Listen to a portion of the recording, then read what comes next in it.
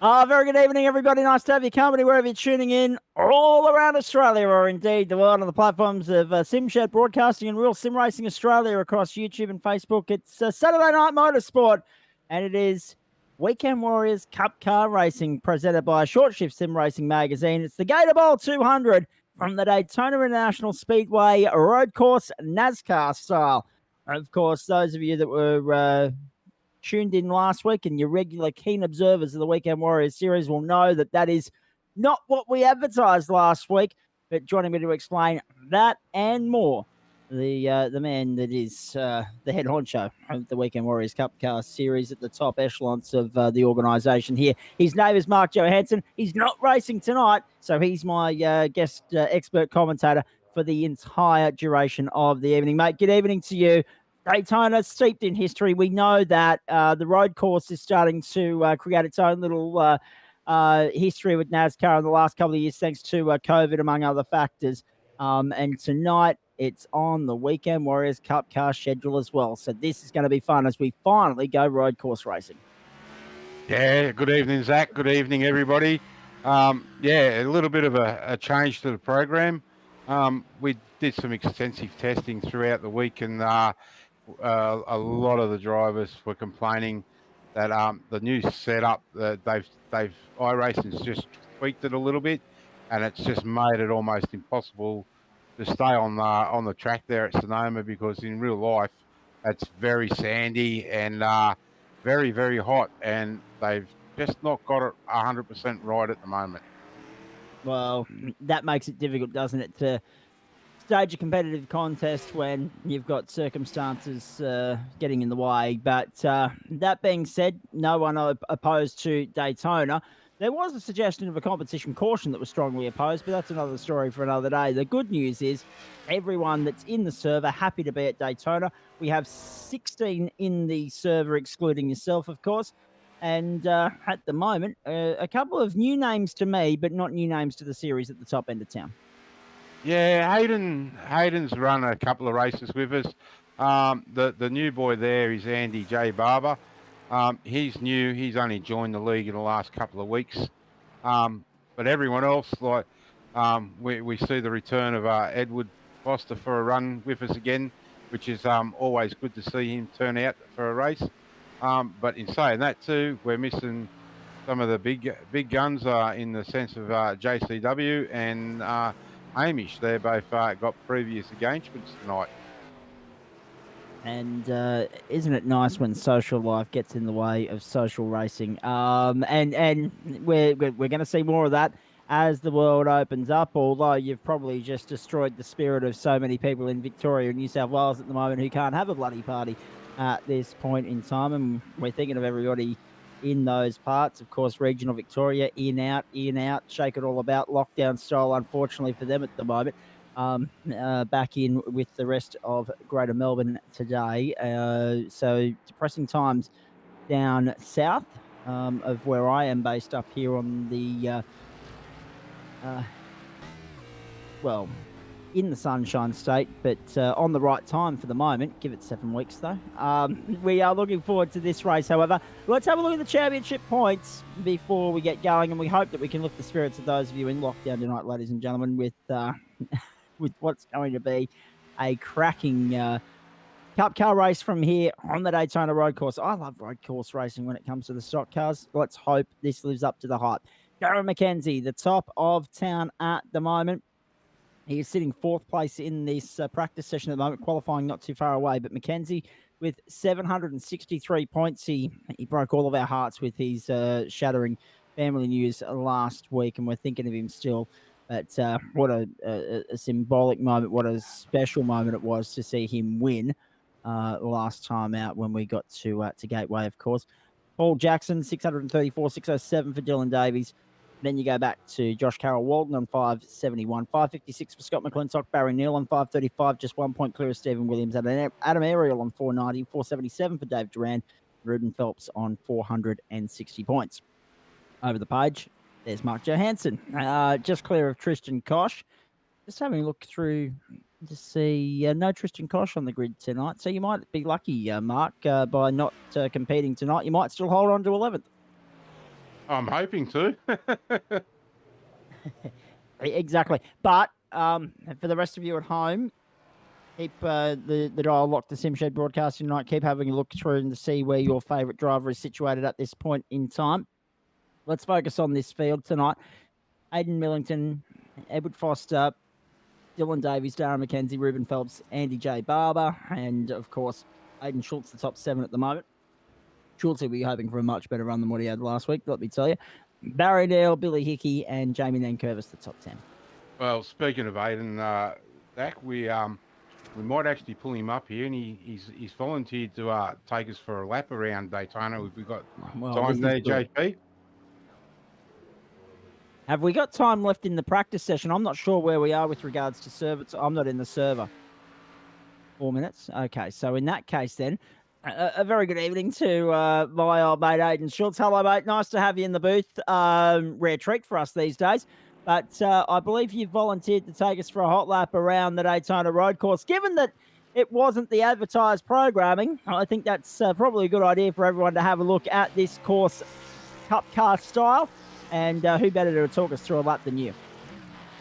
Yeah, definitely, guys. Sorry, I'll just get back in there now. I just wasn't expecting that. That just happened, so I just got to turn up some stuff. But, yeah, good to be here at Weekend Warriors again, and looking forward to it, guys. Indeed. Mate, obviously, to be remiss of me not to mention last week, not one of your final performances. A little bit disappointing, no doubt. Yeah, it was disappointing, but at the end of the day, too, it was a good recovery. So we definitely did have car pace. It was just one of those unfortunate incidents, and yeah, we live to fight another week, as they say. Exactly right, and fight another week. Now, talking through road courses, they're a different nature. They're a different beast to what we're used to with the ovals, of course, mate. Excuse me. There's a fine art to it. And, I mean, you only have to look at the real world. There's a distinct difference between those that master the road courses and the rest of the pack. How do you stack up on the road courses, please? Mate, funny you say that, because I actually come from a real-life road racing background, so I always thought I'd go a little bit better on road, but it's turned out to be the opposite, especially as my teammate just locks up behind me. But, yeah, it's turned out to be the opposite at the moment. Really gravitated towards the oval stuff. I think a lot of it may do, and people disagree with the setup that you run. I feel comfortable around the road course, but I don't feel comfortable without getting the feedback through my feet. So we're doing it, we're circulating, and we'll see how we end up tonight. But we're about to start a lap. I'll let you guys talk us through it. No, we want you to talk us through it if you can, because this is your wheelhouse, mate. You know this track. You're the driver. You're in the cockpit. You can talk us through the movement and the rhythm of it, if you don't mind. Yep, no worries, guys. Well, welcome aboard. We just need to find Aidan Schultz, actually, if we can, JP, because he's coming round. Are you on the back straight there, mate? There you are. We've got you now. All yours. All right, welcome aboard the Aussie Esports Toyota Camry here at the Weekend Warriors for a Saturday night here at the Daytona Road Course. We're going to go and do a lap, maybe not a fast one, just to try and keep it on the track. So I'm on push to talk too, so bear with me if I do go quiet for a while. So just coming into the last complex here, going slowly, not trying to go fast. Don't get any curb either side as I just did there on exit. Power down as soon as you can. Up those gears into fourth. Really important, this braking zone into 1 and 2.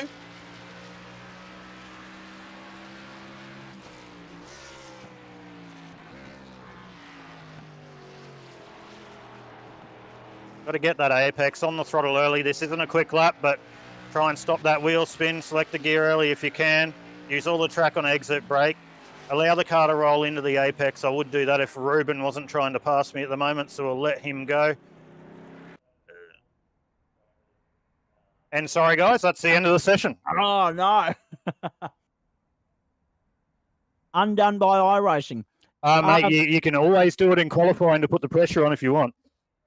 Well, why not? Actually, what we'll do is, why don't we ride with you on the out lap so that we can finish it off, and then we'll let you focus on the lap.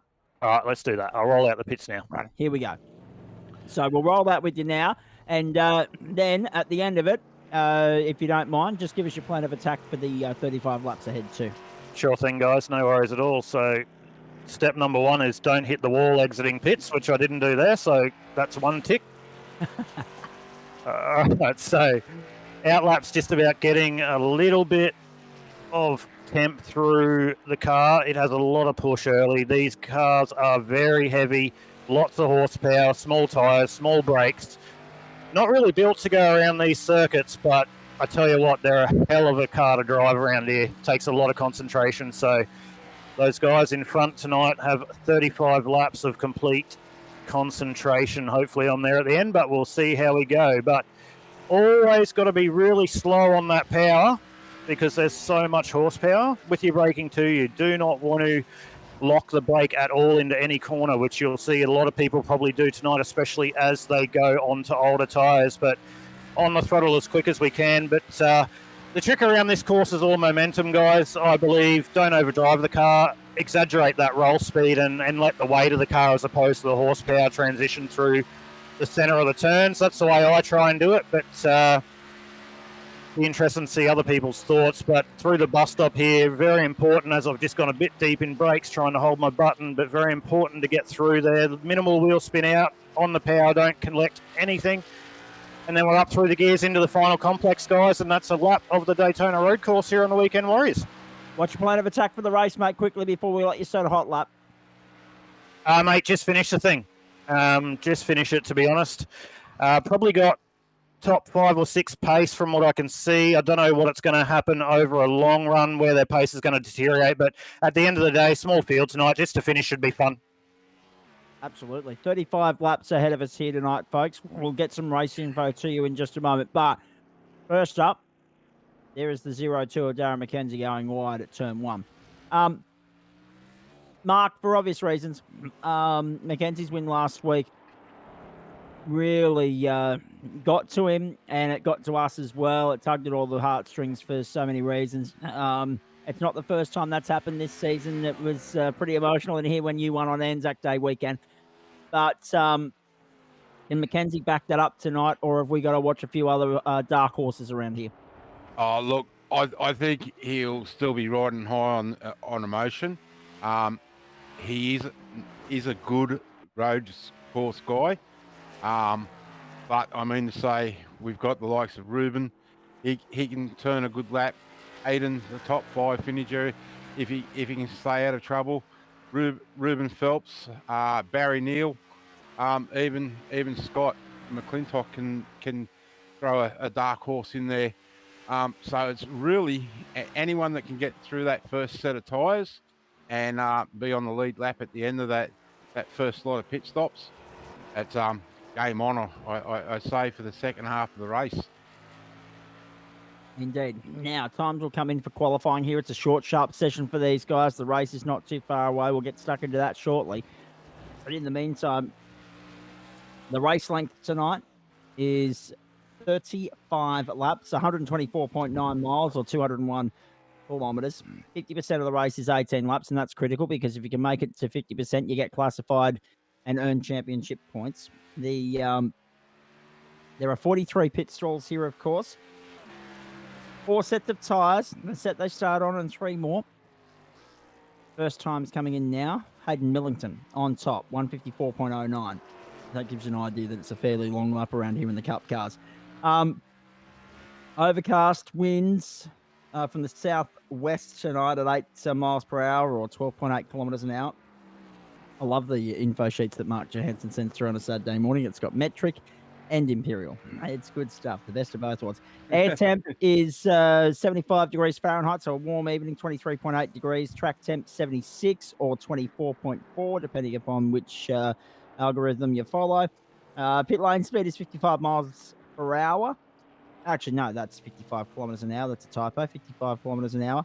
And pace car speed is 96.6 kilometers an hour or 60 miles per hour. Fuel is set to 100%, so 70.7 litre tank. The fuel burn is between 1.51 and 1.62 litres per lap. We'll work out what all that means for you very shortly as well. And of course, what we're seeing here now, Mark, is, well, what we were seeing was Darren McKenzie going around the last corner towards that new chicane that they've added to the road course that separates the Rolex 24 course to the cop car course, and it just adds another overtaking opportunity and slows them down a little bit before they go onto the banking across the start finish line there. Yeah, definitely. And there was a big conversation yesterday before we decided on what course. We were thinking about the Rolex 24 hour, but at 345 kilometres an hour in the turn one, we just thought maybe a bit too quick. Yeah, just a smidgen. Why not? I'm sure one day they'll do it, but not just now. No, So, definitely. yeah. Now, we've got a couple of cars in pit lane. We've got a couple of guys that have set some valuable times already here. Hayden Millington, Edward Foster, Ruben Phelps, Darren McKenzie, Barry Neal, Billy Hickey, Andy J. Barber, and Aiden Schultz, the top 8 just now. What will obviously be different for those of you watching at home tonight, road course racing is a completely different kettle of fish, a completely different beast. I was saying that with Aiden Schultz. So don't be surprised if this becomes a little bit stale and processional in parts, because the field quite easily spreads out.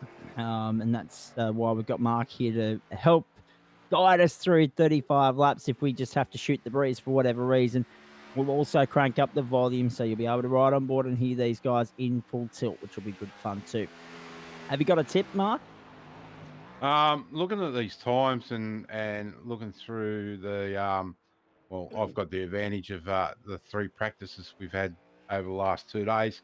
Hayden Milligan, he seems to be the man to beat. So I'm going to put my money on him to get his first win for the year. All right. We'll hold you to that, and if it isn't Millington, we'll consider that the commentator's curse. All right, cars in pit lane now. We're getting set for the end of the qualifying session and the start of the big one tonight, ladies and gentlemen. 35 laps. It'll be somewhere in the vicinity of 80 to 90 minutes. So it's a short one, really, compared to our oval races, which usually push 2 hours. And that'll be pending how many pit stops these guys go through as well. Now, on that note, let's have a look at the fuel burn here. 1.62. Let's go the maximum. The 70.7 divided by 1.622. I think you might find, Zach, they can get through the race on just on one tank. I think. Now, I think you're right. Judging by what I'm reading here, it says 43.58 laps. So the main thing will be they'll have to be very Tyre cautious. yeah, they'll have to be very conscious of when they stop for tyres, is what I was trying to say. Sorry, it's been a very long day up here in Queensland. Those of you that live locally will know that Queensland Raceway was holding a race meeting today, and I was out there with the Queensland Touring Car Championship, which you'll be able to hear a replay of actually next week across West Bremer Radio and 2MCA Sport. But that's another story for another day. So I'm a little bit worse for wear, you could say, at the moment, running on fumes. But yeah, they'll have to be conscious of when they come in to grab those fresh tyres, Mark, because they will make all the difference in the end. They could be the make or break factor tonight. Most definitely, mate. Yeah, it's if you can. I know the likes of Edward and Barry can look after their tyres. So it's going to be interesting to see if they're going to try and do it on the one set of tyres, or come in and take that option of another set of tyres.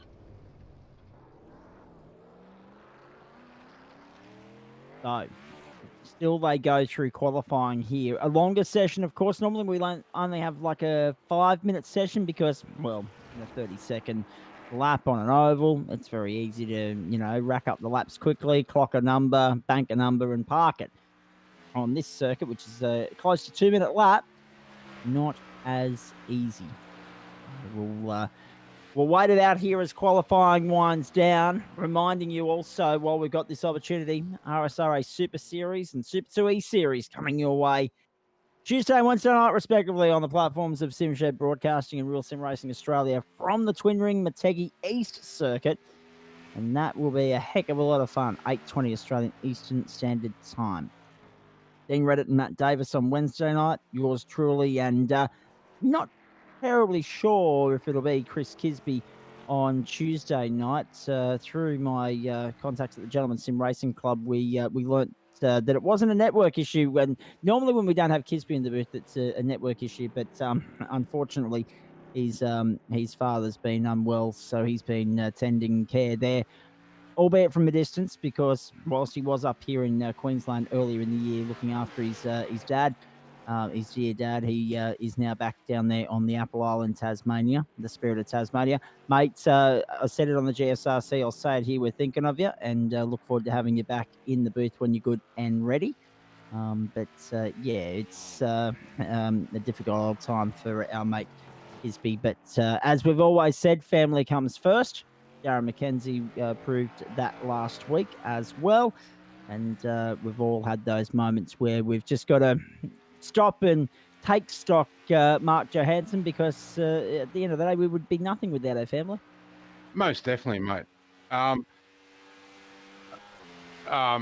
Also, speaking of family, I know we've been missing one of our family from here, from one of our races, and I've got some good news. I'm hoping he's watching now. He said he was going to be. Brad Allison is actually back at home, Excellent. and he hopes to make a comeback next week. That is terrific news if he can do it. Of course, all the big things are lining up for next week when you blokes go to Talladega and I won't be here.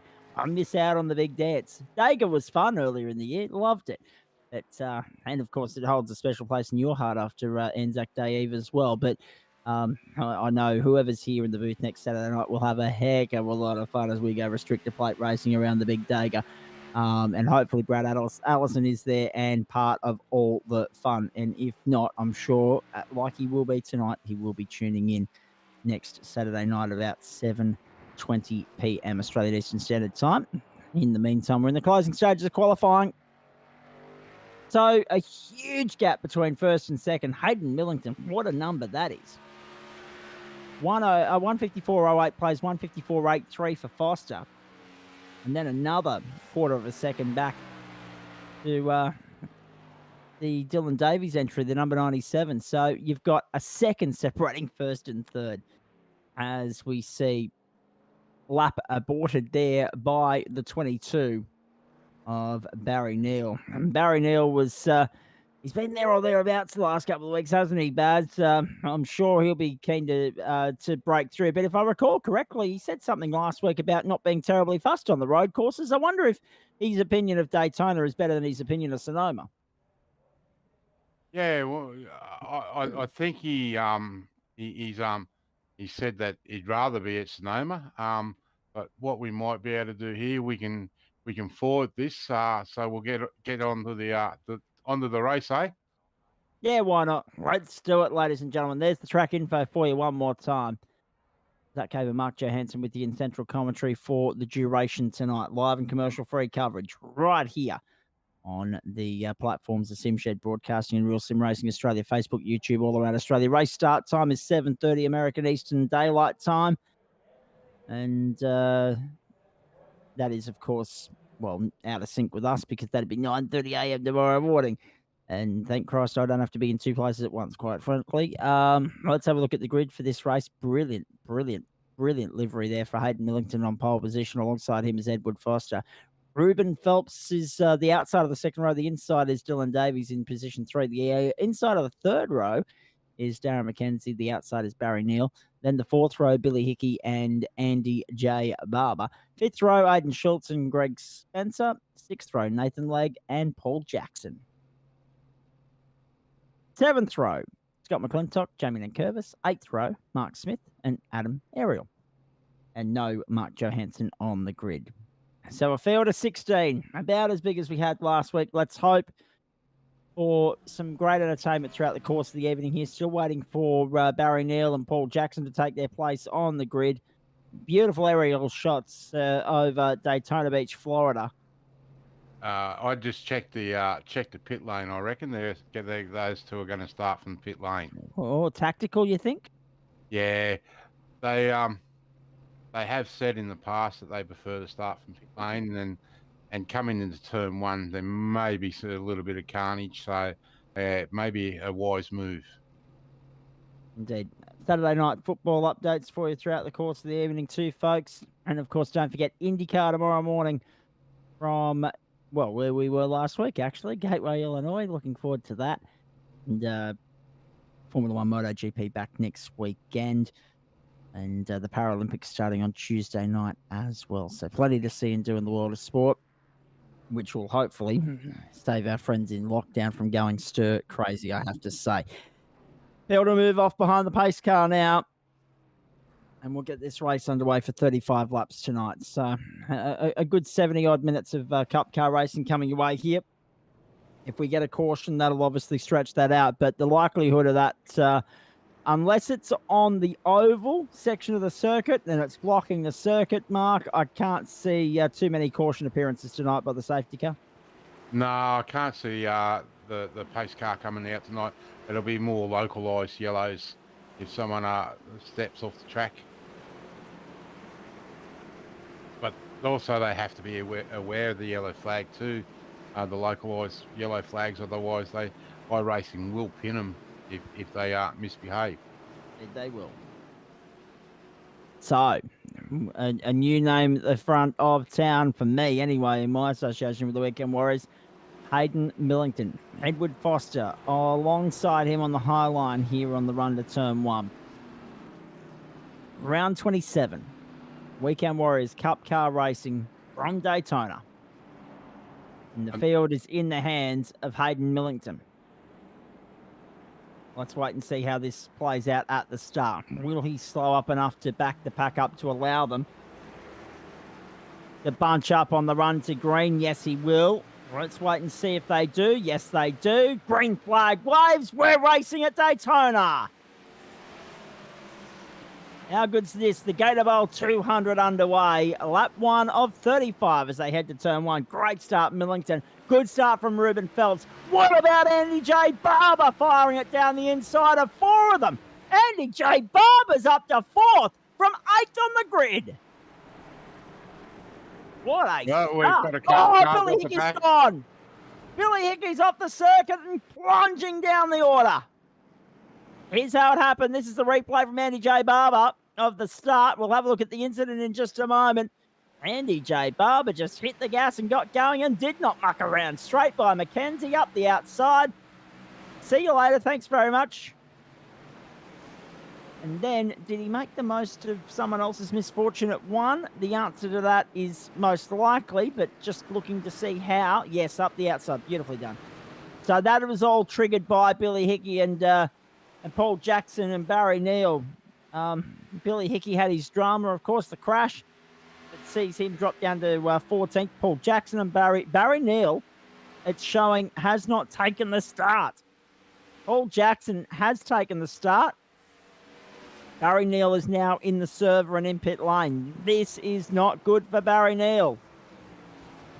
He could drop a lap here. Oh, no, he's just getting out of pit lane now, but he has got an almighty amount of work to do to get back in contention here. He's going to be the best part of 3/4 of a lap down. Adam Ariel's had a moment as well and is off the circuit. Billy Hickey again kissing up the dirt going through, I would suspect, the bus stop. And make our way back to the main straight. Lap 1 of 35 done. 34 to go. Darren McKenzie sitting 5th. 4 positions gained for Andy J. Barber. 2 by default, 2 on circuit. And he's going to hold on to 4th for the moment. So a smooth, clean start here. And the 02 and the 05 wanting to play a little bit of hit and rub. Just seen there going into that turn 1. Ruben locked up a front brake. Guys have got to be careful there not to pinch that brake lap after lap. Otherwise, they will end up in trouble.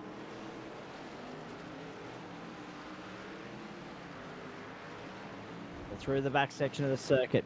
Ruben Phelps, we're just being reliably informed, has made his way up into 3rd position now. He's got Darren McKenzie for company. And that's a nice piece of driving from Phelps. Gets a nudge from McKenzie on the exit of the horseshoe. First half of the lap for you, folks. In the bag. Back onto the oval. who will try the up and under as Phelps gets by Mackenzie once more. Mackenzie is still there.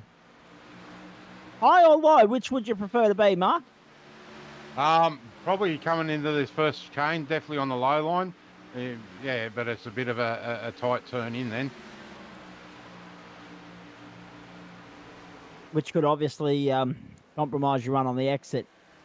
And Mackenzie sweeps across and covers Phelps off. Very nicely done. Mackenzie holds on to third. Oscar is second and Millington the leader. 1.1 between first and second and another 4 seconds then back to third. Ruben Phelps, Andy J. Barber, the top 5. And Dylan Davies rounds out the top 6 at this early stage.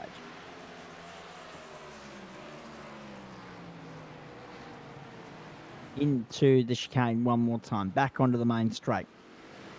The 2 gone. Inside less than 4 minutes here. And that's the thing too, Mark. Most of the races, we're sitting here, we're expecting it to go somewhere in the vicinity of 2.25 hours. Tonight, if this runs green all the way, you're looking at somewhere in the vicinity of 70 to 75 minutes, no change.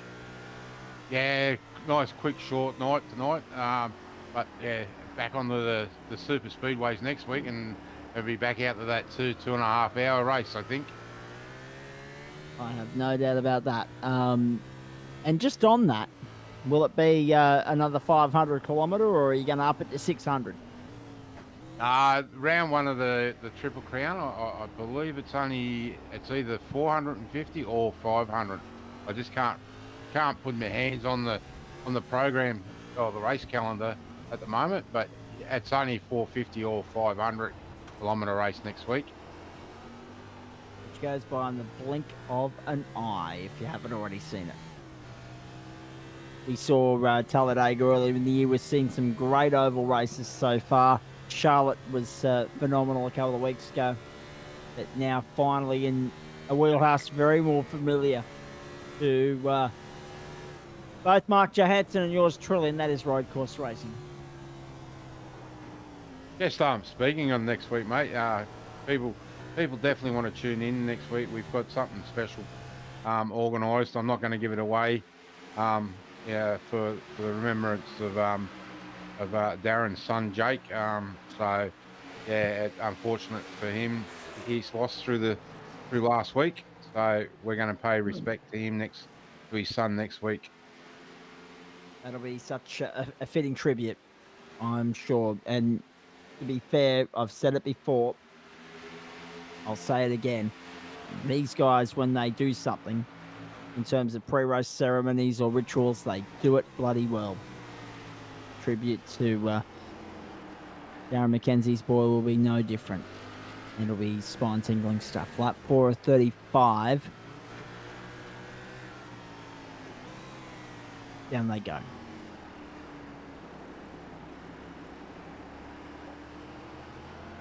We're riding on board here. You've got an onboard shot looking straight out at the 2 cars immediately in front of Andy J. Barber. So after getting up to 4th, starting theoretically 6th with 2 cars in pit lane, he slipped back to 6th. But that being said, he's tucked into somewhat of a rhythm, Mark. Yeah, definitely. All these guys here, this group of 4, have started to set a nice and steady pace.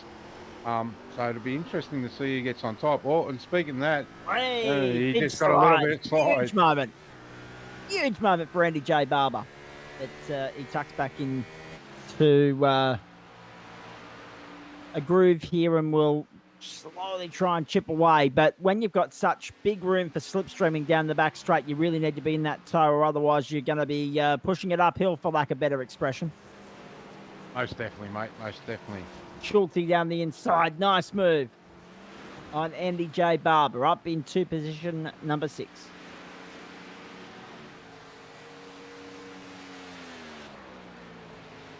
Dylan's having a go at Ruben. There they are, side by side. Oh, lock up. There goes Phelps off the circuit. Oh, and there goes Dylan Davies. Wow. The pressure got to both of them. Most definitely, and that's just ruined Dylan's race, I'd say.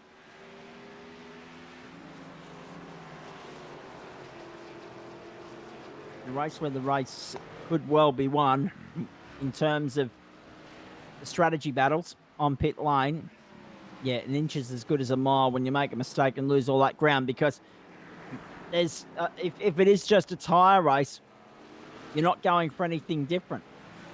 You're not trying to run a different strategy, take a light fuel load, take a heavy fuel load or whatever. You're just running tyres. So, I mean, take from that what you will, but certainly does take the shine off it. The, yeah. Oh, boy. Hayden Millington is the leader at the moment. Edward Foster is there in second. And then Darren McKenzie third. Aidan Schultz has moved his way up to fourth position, and Andy J. Barber is fifth. We're 5 laps in. Let's take this opportunity to go on board and crank up the volume.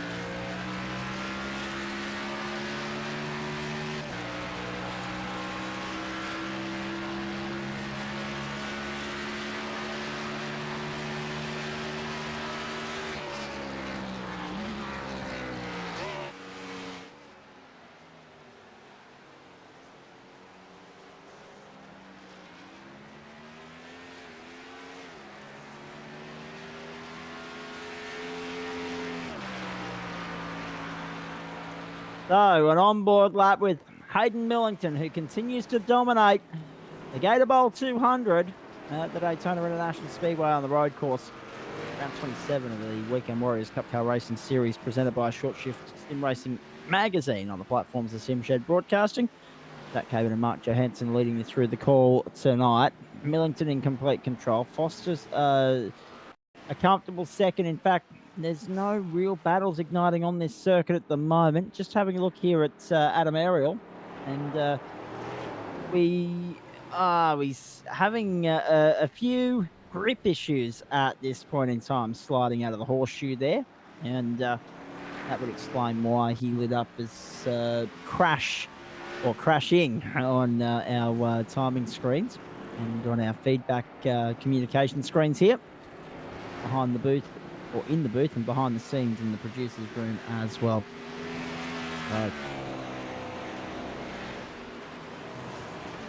Aidan Schultz is running 6th at the moment. Ruben Phelps still running 5th, so the two teammates within striking distance of each other if and when we were to get a caution. But yeah, just going back, I kind of got sidetracked there a few moments ago. We were talking about strategy, and I mean, in a night like this where the field is so spread out, the likelihood of cautions is incredibly low. You cannot afford a mistake when you are running across pit row or running down pit road. The stops have to be fault. Oh no! A big moment there. Was that Mackenzie?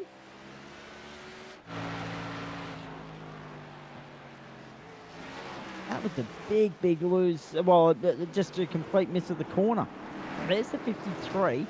The next car behind the 53. Yeah, it was Darren Mackenzie, the 02. He's just poleaxed his way through the witches' hats. Oh, jeez. But yeah, there's not too much strategy game that can be played here because you're not running high fuel loads, low fuel loads. You're not running. It's purely a tyre race. It's purely a strategy game in terms of when do I come in for that fresh rubber? Can I get a leg up on the competition? And given some of the gaps that are forming here, Mark Johansson, that might not become a factor. No, it may not, but it becomes a race of the racetrack. You're racing the racetrack in the end. So if you make a mistake, it doesn't take long for those gaps to close down and find yourself into a battle again and using your rubber up very quickly. Indeed, that is the case. Here they go. So Ruben Phelps and Aiden Schultz, no real opportunity for team tactics here when you're 8 seconds down the road from one another. But a tremendous opportunity now for Ruben Phelps to close in on Andy J. Barber and make his way by. He's going to get the toe down the back straight here. Ruben Phelps closing in. We've got a positional battle to get excited about. Andy J. Barber and Ruben Phelps heading down the back straight. And so you blokes think cautions are a waste of time. No, not at all. Not at all. That's the glorious thing about oval track racing. You bring a caution out, you close the field up. Exactly right. Whilst it doesn't always work on every single oval, it certainly works when you get onto a super speedway, let me tell you. Oh, most definitely. And as I said earlier, you got one of them coming up next week. Oh, big lockup from Ruben Phelps. See what the Hayden's on lap 8 or 9. The tyres will be starting to feel it now, even with the cool temperatures. You're trying to turn a 3-ton car almost around on a very small rubber. Correct indeed.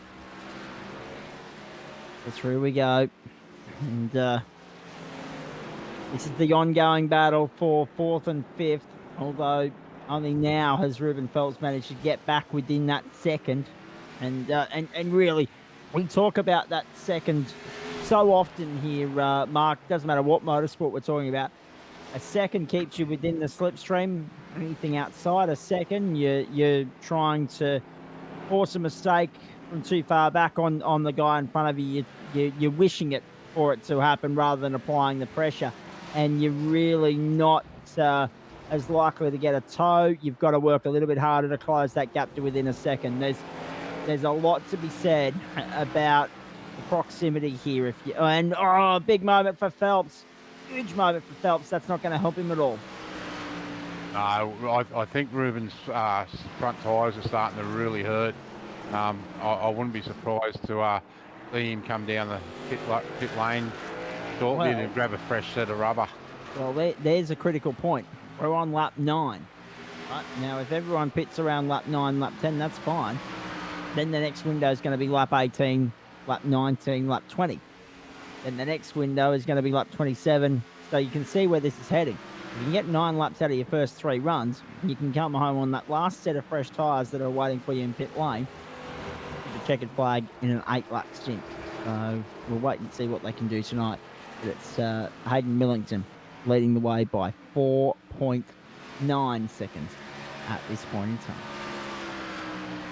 And I don't know if the spectators can see the lights are starting to come into effect here, so won't be long, and that'll all change again too. Around they go on to the main straight here. The Mobile 1 cars doing a nice job. Got McClintock and Jamie Nankervis. I know Scott was disappointed. He had a special paint delivery organised for Sonoma, being a 49ers fan. So he's a bit disappointed that he couldn't run that tonight. Yes, as you would be, and understandably so. Now, wide line taken there on the exit of the horseshoe by Nankervis, and that allows McClintock to just sail clear. So, yeah, this is quite right. There are some road courses around where there's lighting on the outside of the track on the oval, but not on the infield. We've seen that already in action on the platforms of SimShed Broadcasting this year on the Charlotte Roval, I might add. And at least the Daytona circuit is well lit. And why? Well, have a look. There's no lights on those stock cars.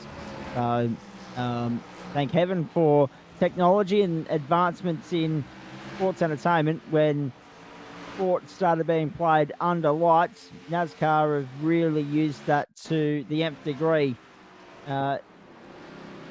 He's 26 now, Billy Hickey. So a first opportunity to have a look at Billy here. He's normally in the booth if I'm not here or if Aiden's not here. So, no, he's had an okay run. Obviously, that one spin earlier that saw him off track, and you can see looks like there might be the smallest bit of damage, but he has not yet pitted. We're on lap 11. No one, with the exception of Paul Jackson, Barry Neal, and Mark Smith, are showing us having pitted thus far. And interesting to note as well, Mark Smith would appear to be our first retirement of the night, Mark Johansson. Yeah, most definitely. I'm just trying to find him, and I can't find him anywhere. So, well, Ruben Phelps is closed right up now. On to Andy J. Barber, and there's the move. Ruben Phelps up on the inside, finally, after applying the pressure for so long, finds his way into fourth. Good, clean move from Phelps.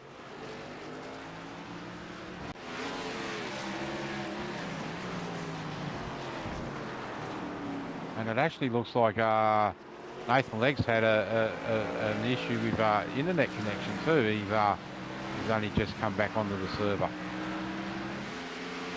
And that's the nature of the beast, isn't it? The real world compared to the sim world. Those tech issues, those internet dropouts, they're the mechanical issues at the sim world, aren't they? Most definitely, and it's unfortunate for Nathan. He's missed a few rounds this year, and he's worked his way back up into the top 15. So I know he'll be disappointed. Round onto the oval once more. Into the high banking of Daytona Beach, Florida. Of course, the circuit that's home to the stapled Daytona 500, the Coke 400. In fact, this year it'll host 3 Premier Class Cup car races. Whoa! Big lock up from Phelps. And of course, it's also home to the Rolex 24 and the Daytona 200 for superbikes. And of course, around on the main straight there of a Daytona motocross event as part of the AMA Supercross Championship. Gotta love that. If you haven't seen the work they do putting the track together for the motocross, do yourself a favour. Steeped in history, Daytona, and we're privileged to be incorporating into our program this evening. Don't forget, we'll go back onto the oval of Daytona for the SimShed Broadcasting 500 on October 20th.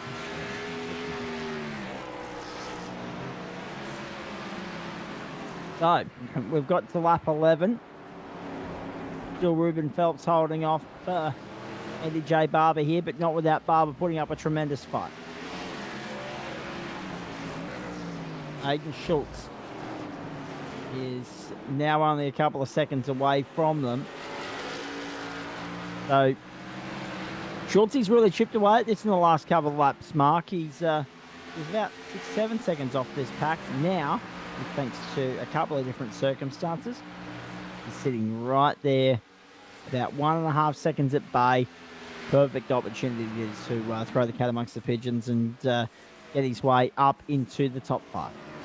Most definitely. Now, if I was Ruben, I'd just be sitting there, just closing ever so slightly, but not trying to put any pressure on, because these two guys are really turning the heat up on each other, and he's there to pounce if one of them make a mistake.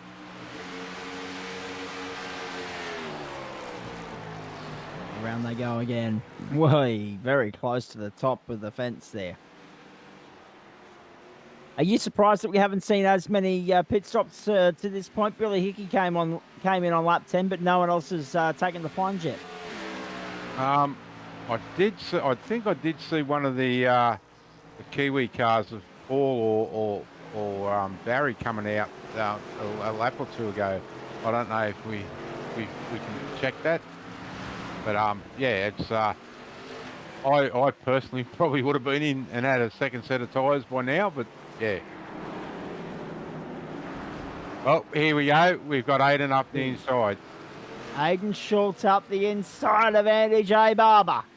Aiden Schultz goes to 5th. Very nice performance from Schultz. So this is how it happened. Oh, I would love to say it was a very nice manoeuvre, but the door was just flung wide open for him by Andy J. Barber. And now Schultz is in a position to have a crack at his teammate Billy Hickey. Sorry, my apologies, Ruben Phelps, of course. Billy Hickey, I had a look at the wrong end of the leaderboard there for some reason. He's sitting down there, teammates in terms of the commentary box, I was thinking. No, he's sitting down there in 13th position. Ruben Phelps is who I meant, sorry, ladies and gentlemen. So the 06 and the 52 working together now. Now, here's one for you, Mark. If in that situation, if your teammates, because Aiden's clearly got the pace at the moment, do you let him go and try and let him tag Ruben along here, or do you sit in behind as Aiden Schultz and try and push? Oh, well, there's your answer. Aiden's already gone up on the inside before I got to ask the question, and Ruben Phelps is now displaced to 5th. But if it were you, Mark, what would you have liked to have done? Oh, look, we've always had in any team I've ever driven for in either sim racing or real life, if you're quicker than your teammate, you let your teammate go, even if it's not the right thing to do. You kind of sort of step aside. You don't want to, yeah, exactly. Yeah, right. exactly right. 100%. I'm just going to duck down into the one of the other race channels and see if I can get hold of Nathan and see if we get an idea of what's going on with him in his connection, because it looks like he's just lost the connection again. Copy that, mate. Thank you. While Mark does that, let's crank up the volume and go for another ride. This time, let's ride with Ruben Phelps here and see if he can't stick with Aiden Schultz, or whether Schultz is going to pull away. Whoa, big wobble from Andy J. Barber. Whilst we wait and see if he can latch on and make it a three-way dice, or whether these guys are going to break up. Let's crank up the volume and go for a ride with Ruben Phelps.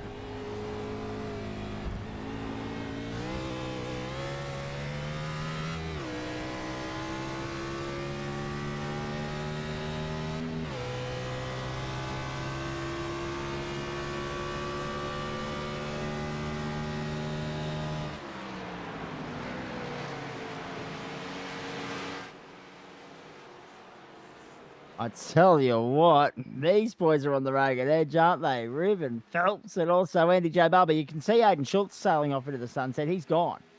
He's got a good 2.2 seconds on this pack. Phelps and Barber, they're having a great little scrap. Both locking the rear wheels, both locking the brakes, both providing a lot of smoke out the back, but both gathering it up and staying within an ear's length of each other. And this is interesting too, Mark, because whilst Adam Ariel has jumped the gun and come into pit lane, nothing else has changed in this field. The top 10 remains as it is. No routine pit stops as yet, despite the fact that it was brought to our attention whilst we cranked up the volume there, but no one is anywhere near the pace they were setting on fresh tyres at the start of the race, somewhere in the vicinity of 5 to 6 seconds drop off. Yeah, and we'll see a bigger drop off in the next couple of laps, and I dare say people are going to have to come to pit lane and take tyres soon. How soon do you reckon it'll be, and will it be a one-stop race or a two for these guys, do you reckon? Because now it's beyond the point of being three, I would think, given that they've got 16 laps to this first stint. Yeah, I'd say it'll be a one-stop race. That they'll come in, take fresh rubber, leave the fuel where it is, and come out and run home the last half of the race on the fresh set. Here we go. Here's the first one to pull the trigger. This is Edward Foster on pit road, the 53. Good, clean, pretty lonely stale first stint for him. He's had no one to play with. He's had no dance partner. So this is him coming in to complete a routine pit stop and possibly going all the way through to the checkered flag from this point. Right side tyres done. Left side tyres done. You should see him coming out any second. He's on his way now.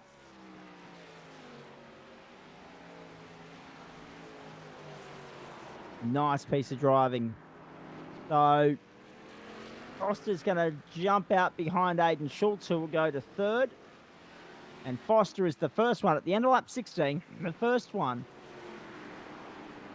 of any cars in the field. Way Schultzy wide and Foster through. Just goes to show the joys of new rubber and the benefits of it. 16 laps. Foster in third position, the only one in the top 10 to have stopped. The guys that are, as we watch Millington come around onto the back straight now, the guys outside the top 10 are all a lap down or more and have already stopped. So, I mean, the race is running very much according to script at the moment, Mark Johansson. No real surprise in terms of what we're seeing at the front of the field. The big mover, Aiden Schultz, up from 9th to 4th. And Jamie Nankervis from 14th to 9th. Very little to crow about outside of that at the moment. No, very professional. Very one lane. I was hoping that it might bring out some closer racing, but unfortunately, this is interesting, Mark Johansson, because Millington has opted to stay out there and not come in. Is he trying to get to the end of this lap 18 so that it's an 18 and 17 split, not a 16 and 19 like it's going to be for Foster? could do. As I said, Hayden's new to the league. He's only run a couple of races, so I haven't had a real chance to work out his strategy yet. So, it's going to be. He may even try and do the whole race on the one set. Now, is that doable? Or would you, if it were you? Oh, Billy Hickey with a big slide into the wall. On the SimShed replay for simsnap.com iRacing photography. If it were you, Mark, would you prefer to come in and give it a fresh set of boots, or do you think this could be a winning strategy for Millington? As we see now, here we go. Big pit lane activity here. Davies, Phelps, Nankervis and McClintock all in. Yeah, I'd be coming in to take tyres. He's got a reasonable lead over second place now, so I'd definitely be ducking in and covering off.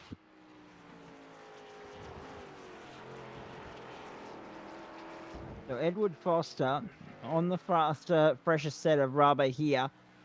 This could be interesting. If and when Hayden Millington stops, the margin he enjoyed, it could evaporate. However, it could come full circle as well, Mark, because let's remember that Millington's going to be, as he stays out yet again, wow. Because remembering yet again that when we get to the back end of the race, it is going to be Millington on the fresher set. So the race could come full circle before the end of the night.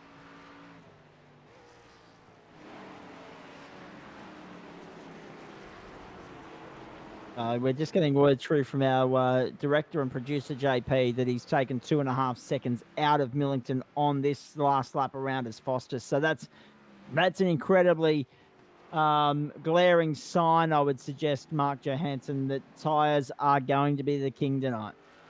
Definitely, and you just see him there coming out of turn 2, out of the horseshoe, getting it really loose. So I don't know. I'd definitely be coming in for tyres. That's another slide down the road for Billy Hickey. Nathan Legg is somewhat 7 laps down with those net code issues. Mark Smith out of the race, so there are just 14 cars circulating at the moment.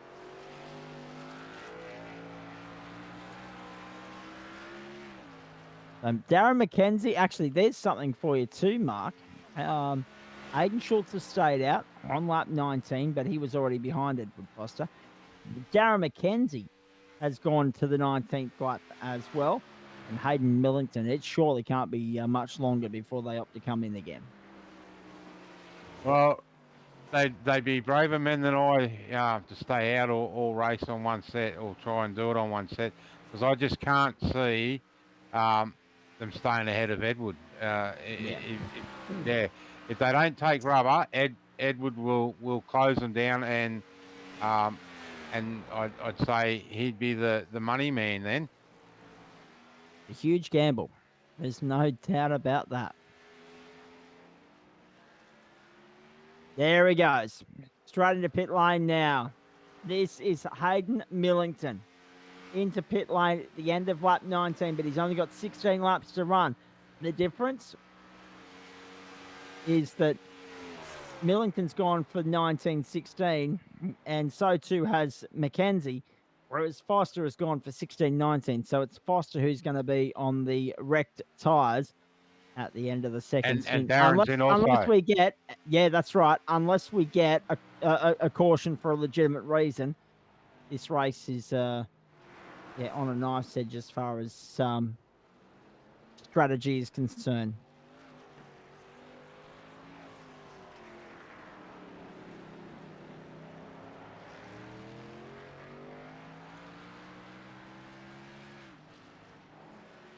So Foster leads Millington and does so by 5.6 seconds. That's solid, considerable, substantial.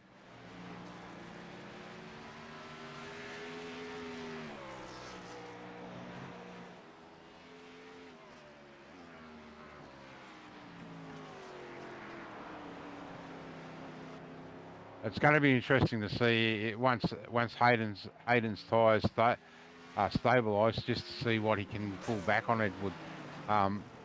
He may push too hard and use the tyres up early and not have anything to fight. And same with Edward. Edward's just got to take his time and slowly creep that lead out if he can. Exactly right. The Millington now on the fresher rubber. So this is why this race will ebb and fly, because you've got two blokes 3 laps apart.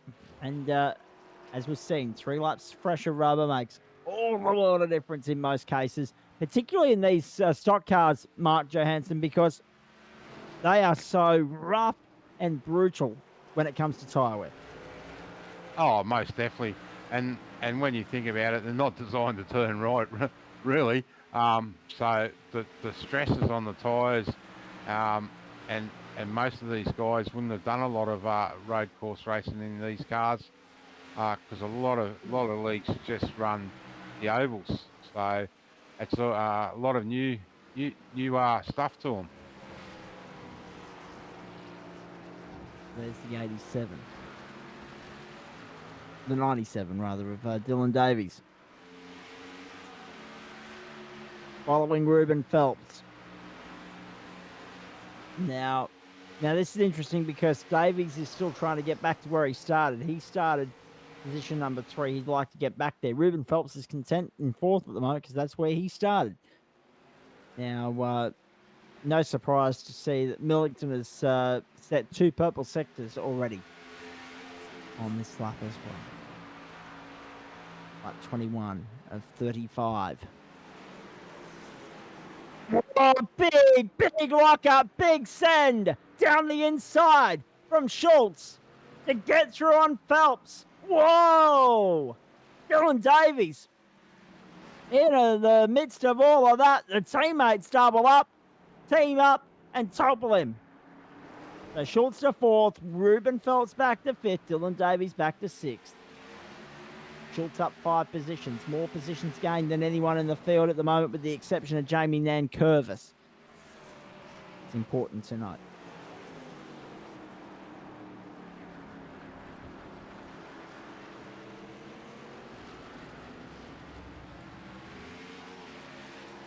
We won a 35 for you, Australia. Good to have your company wherever you're tuning in on the platforms of Sim Shed Broadcasting. Stick with us. We've got the better part of about half an hour to go on this race. Take you through up towards about 9 p.m. and we'll probably end up with an early mark tonight because, well, in the analysis, there won't be too much to take from this except well played on the training run, boys.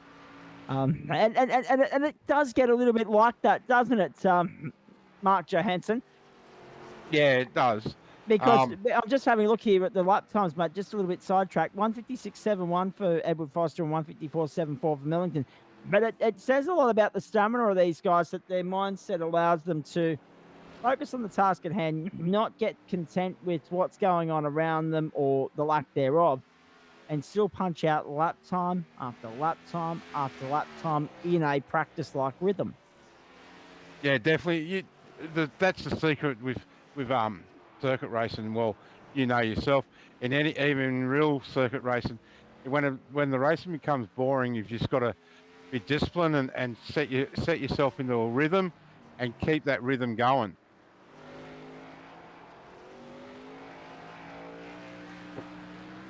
All about the rhythm. I like it. Lap 22 or 35.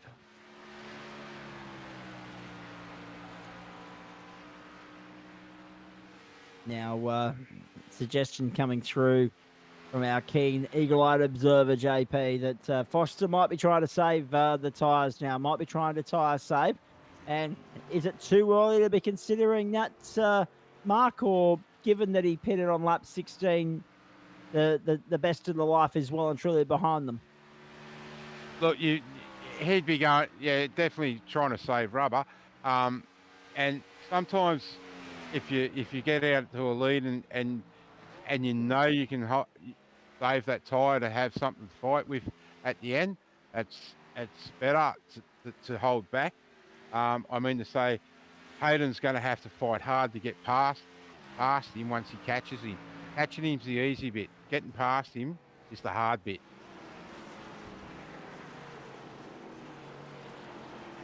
Because don't forget, within the last 20 laps, anything's legal. Basically, with this, you can block, you can make the car 10 times wider than what it is.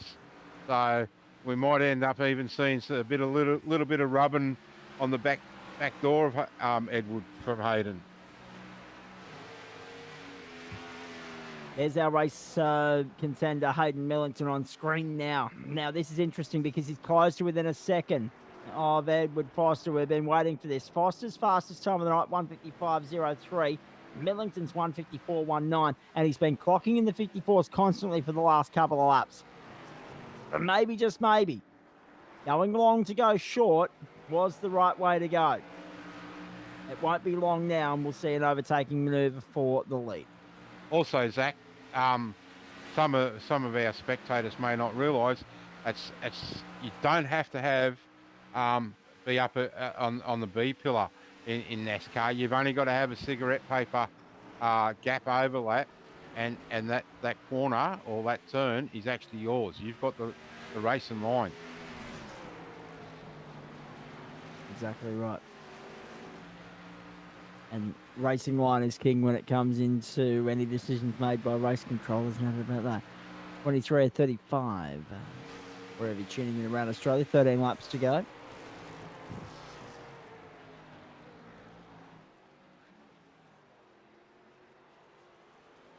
Now, let's keep your eyes peeled on this, ladies and gentlemen, because this is the battle for the lead. Edward Foster and Hayden Millington. It's Millington trying to get back to where he was at the start of the night. It's Foster trying to keep him at bay. And a big send down the inside, a little bit of hip and shoulder, a little bit of a nudge. And Millington forces Foster out of the way to say, and coming through, pal. And Millington takes the lead away again. At the start of lap 23, 24, I should say. 13 to go, 12 to go, I should say. Geez, I'm having a shocker tonight. Let's have another look at this replay. So 12 to go. Millington by Foster, second lead change of the night. And this was forceful, aggressive, but it got the job done.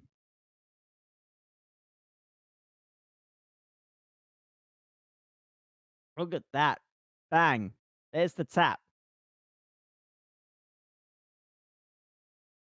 So it's almost as though Millington went for a gap that wasn't quite there, Mark, but he made it work. He made it work. I tell you what, if JP can get it, I'd like to see an onboard shot of Hayden's over to, that move there. That was good stuff. Forceful. I mean, he went for a gap that wasn't there, and then just gave it a quick cheeky turn right when it was in the middle of a left-hander, just to try and nudge Foster out of the road. Classy gamesmanship from Hayden Millington. Here we go. Here's another shot. That's a long way back here, that dive. Absolutely. That was huge. Here we go. Down the inside. He finally found the gap as the road opened up for him. And I think, well, I'm just hearing that there was no contact, but there was contact there. Second part of the corner. Yeah, we were expecting that. That was the little cheeky bump right that he gave Foster just to move him out of the road. But Foster's staying with him. 0.82 the margin. And now what Milligan's got to be careful of is not to burn his tyres off and have a steep drop off with tyres to give Edward a chance to come back at him. Correct. About 24 minutes worth of, or 22 minutes worth of racing to go here, ladies and gentlemen. We think we've got to a point now where we're fairly certain that we won't be seeing any more pit activity unless, of course, there is a late race caution, in which case all bets are off because everyone will come in and throw some fresh rubber at it in the hope of being able to pull off a very good race result, maybe even a race win, depending upon where you're positioned. And the only way this entire field gets bunched up now is with a caution. We've got 3 drivers a lap down. Billy Hickey 4 laps down. And not moving anywhere. So it looks like Billy Hickey is the latest retirement of the night. Have a look at this, though. This is awesome. Ruben Phelps under pressure from Andy J. Barber. And also Dylan Davies. Good stuff.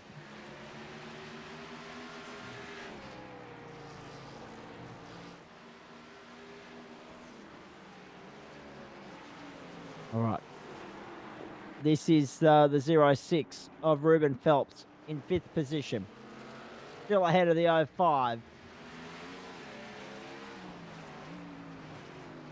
And Dylan Davies for good company as well.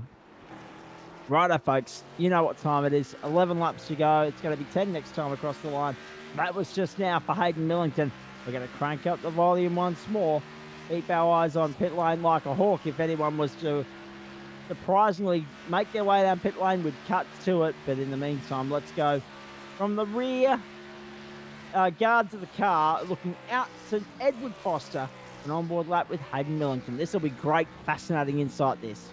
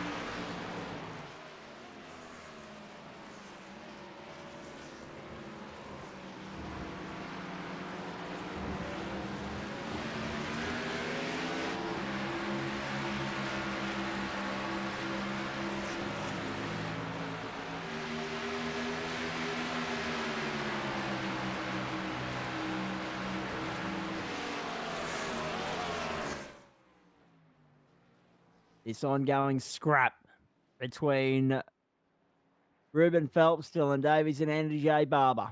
Phelps holding them at bay at the moment. This is the battle for fifth. 5 positions gained tonight for Aiden Schultz. 6 for Jamie Dankervis. 4 for Scott McClintock. But the only battle that's worth having a look at on track at the moment that could determine the final spot on the podium here at the end of the night, or sorry, the final spots in the top 5, I should say. It's Phelps, Davies, and Barber, and yeah,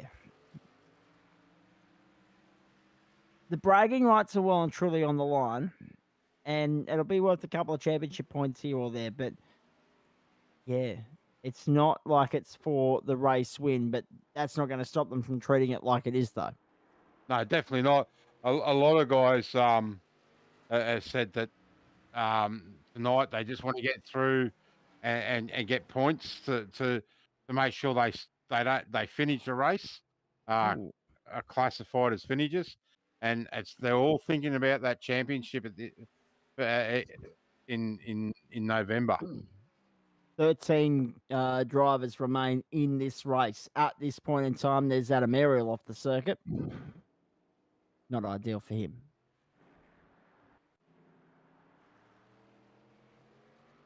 Now, this is good stuff.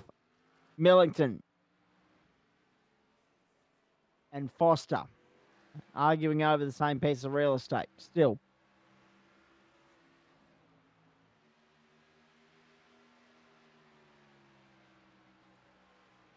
Back markers will play a little bit of a game in this too. It's so different. Yeah. Being on Whoa. on a road course. It certainly is. Tell you what, that was Dylan Davies having almost lunge on the outside to the chicane. Geez, that would have been something. The other thing, Zach, is that we don't get the blue and yellow passing flag here. It's only the caution that's shown. So People have got to be aware of who's around them. More so than ever at this point of the race, with only, what have we got, lap 28 now, so 7 laps to go next time by the line. Millington, Foster, McKenzie, Schultz, Phelps, Davies, Barber. Davies would love a top 5. Ruben would love to return to form. Schultz is 4th. And that's the problem at the moment. We're looking at 1st, 2nd, 3rd, and 4th. Unless one of those drivers makes a catastrophic mistake, we're not seeing any of those positions really change hands. And we're not expecting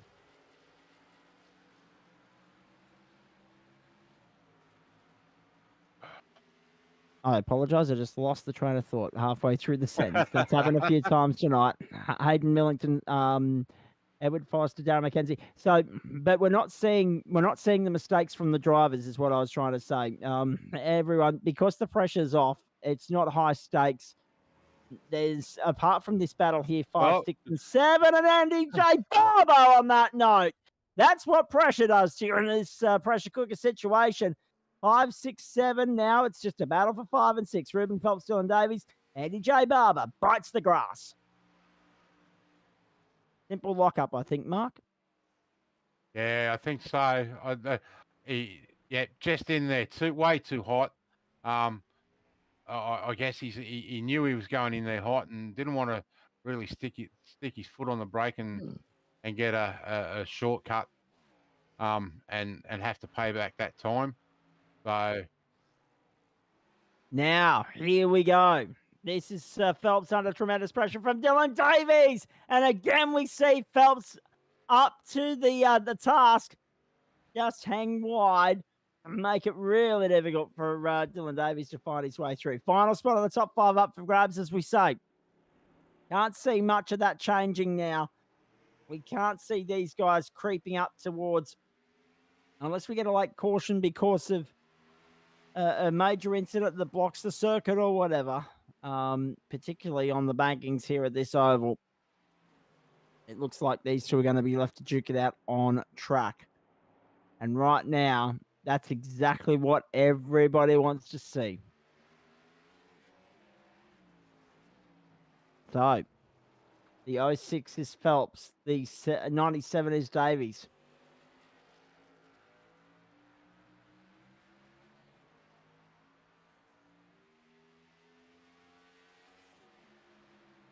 Round they go on the big banks of the Daytona Oval.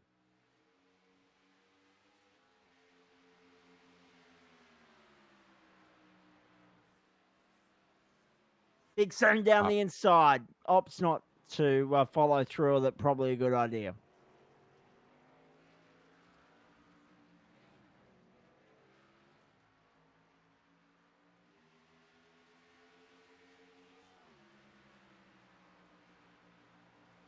if I was Dylan, I'd be hanging right back and trying to get the run back onto the oval. Absolutely. That's probably where I'd try and make the move. But saying that, Dylan's not one that held back.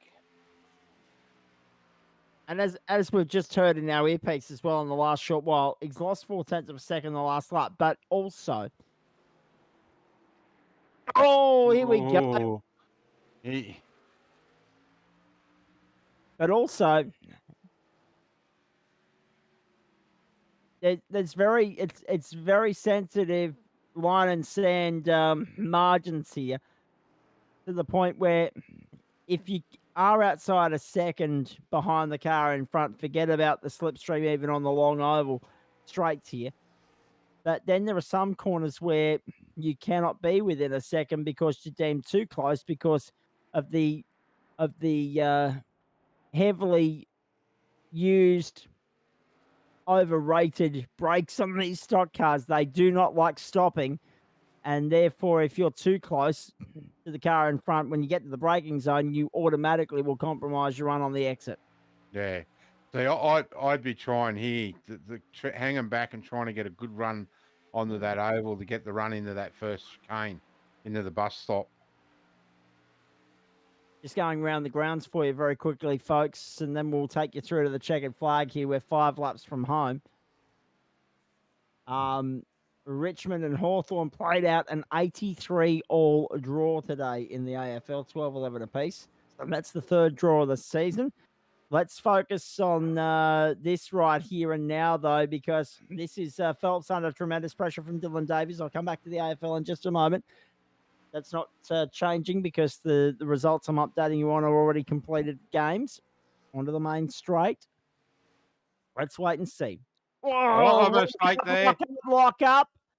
Now that compromised Davies on the run through the chicane. Did you see that? He lost a huge chunk of time. No harm, no foul. Same thing yet again. Compromised run through there by Ruben Phelps, and it's a knock-on effect. Mark Johansson. Yep, definitely.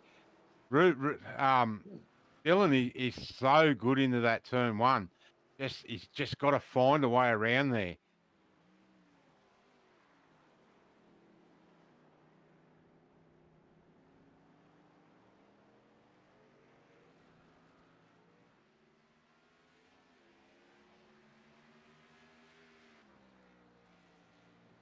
Oh, and this is the thing. This is the thing too, Mark Johansson, because of the fact that that chicane is the slowest point of the circuit. If you right now, if you're Dylan Davis, you want to or Davies, I should say, you want to kick back, follow your opponent through that chicane, but you want to be able to hit it at your normal speed. So if that means sitting, a second or a second and a half away for the duration, and then applying the blowtorch in the last couple of laps, then so be it. That may well be the game they have to end up playing. Yeah, definitely.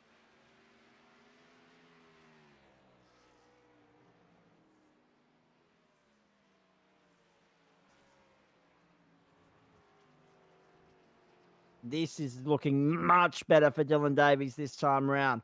So you need to keep an eye on Ruben Phelps and whether he gets a clean run or a compromised run through the final chicane. The margin is out beyond a second, so it may be a little bit too much for Ruben Phelps now. Geez, he can't win a trick here, can he?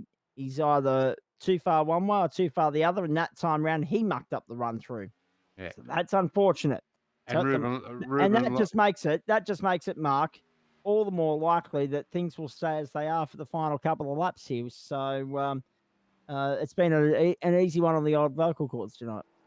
Definitely, but I mean to say, you can see Ruben locking up, starting to lock up his tyres a little bit more. So it's not going to take much and get a pinch on those tyres and turn himself around. So he's got to be careful there.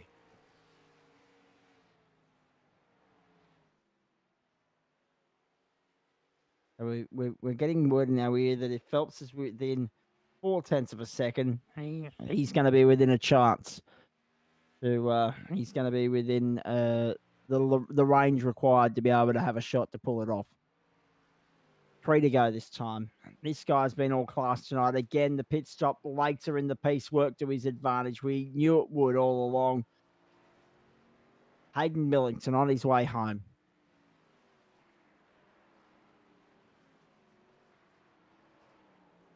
Simply dominant and superb. Won't have led every lap, but he'll have led the most laps. You could almost put your house on that. Around this famous world circuit. The World Centre of Racing, of course. The road course equivalent. Actually, we were having a chat the other day about ideas for unique races. It might be a case of somewhere down the track, they need to find a way to link the different configurations of Daytona. So the road course, the oval, and because there's little parts there that are used by the motorcycles that aren't used by the road. Try and find a way to get a little bit more creative, and then have some fun with it because we need to find a way to spice things up on this oval, on this road course. I'd say it's been a little bit lacking in action tonight. Whoa, right there and now, Dylan Davies. This could be his moment. This lap, he needs to maintain that margin for the rest of the lap and then have a serious crack. Lap 33 or 35.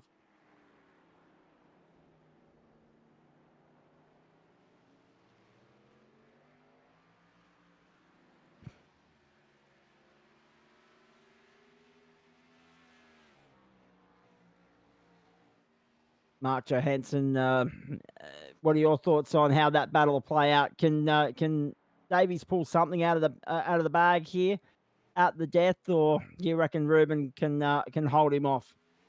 Oh, look, I'd put my money on Ruben being able to hold him off. I don't think Dylan will do it, but who knows? It's probably the battle of the night, really. When you think about it, it's been really the only battle. That's a fair point too. Yeah, it's been rather processional in parts, a bit of a training run for these guys, and a lonely night at the office for some. So it won't be the usual long post-race show for you tonight, ladies and gentlemen, but I don't think anyone will be complaining about that. Everyone can have an early mark this Saturday night. Lap 34 or 35. Here's his chance now. Is there a sting in the tail for Ruben Phelps? Dylan Davies right there.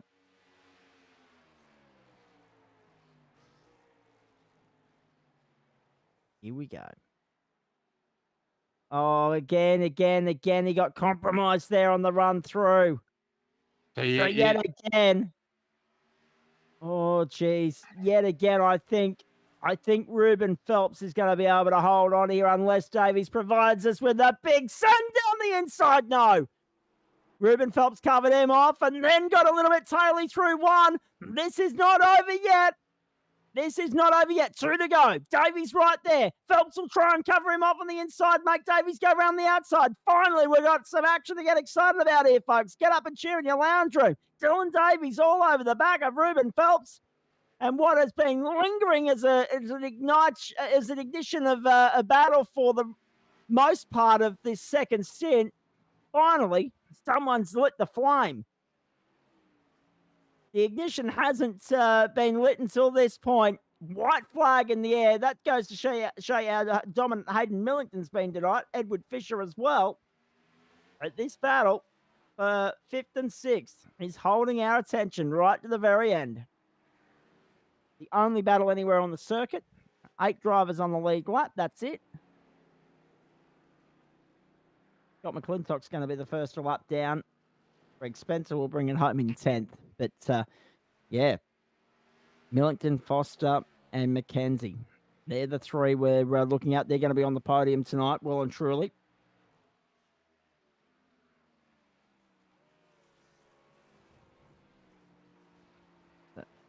So Ruben Phelps is right there. Dylan Davies in behind him. And here's our race leader in the meantime. Coming back around. Oh, hang on. Dylan Davies has got by Ruben Phelps now. I'm not entirely sure what's happened here, but there is a sting in the tail, and Davies is in the top 5. Now, was there contact, or has Phelps run it off the road?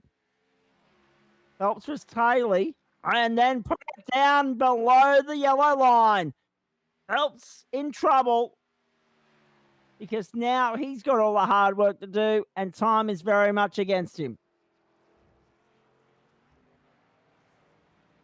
And just going around the grounds, update you on some AFL and some NRL.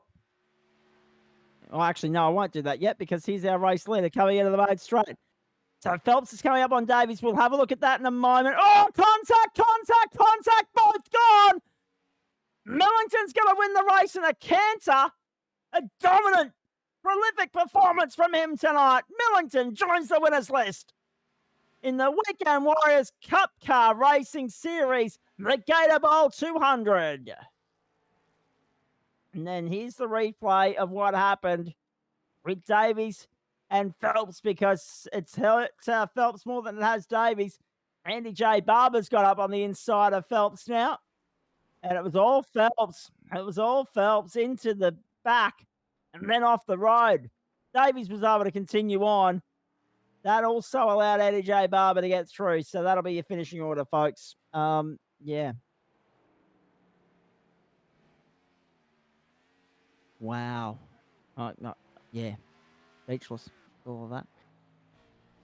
They need to do, as I said earlier, that wasn't the most exciting race. We have exciting road course races in stock cars, but they're never on the Daytona road course.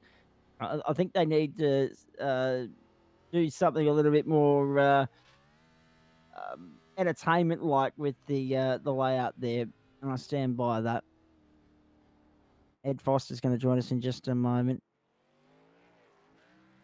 Hayden Millington will celebrate in style here. We'll see some burnouts from him in just a moment.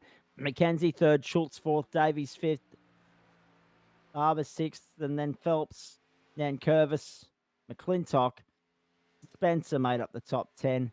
Jackson just outside. Barry Neal got back to 12th after missing the start completely, and Adam Ariel was 13th. Only 13 finishes tonight on what was a rather lackluster evening at the office. So you can't take anything away from Hayden Millington. That was impressive. So too Ed Foster, Mark Johansson, but really, it's a bit hard to get excited. That won't be one that we put in the instant replays file along with the likes of Talladega and Charlotte, because it just lacked a little bit of intensity on a Saturday night. Yeah, definitely. I mean, I think if we had a few more cars, it would have been a different story. But I mean to say, it is what it is. And there was some good sections there, but not a lot. Here's the celebration.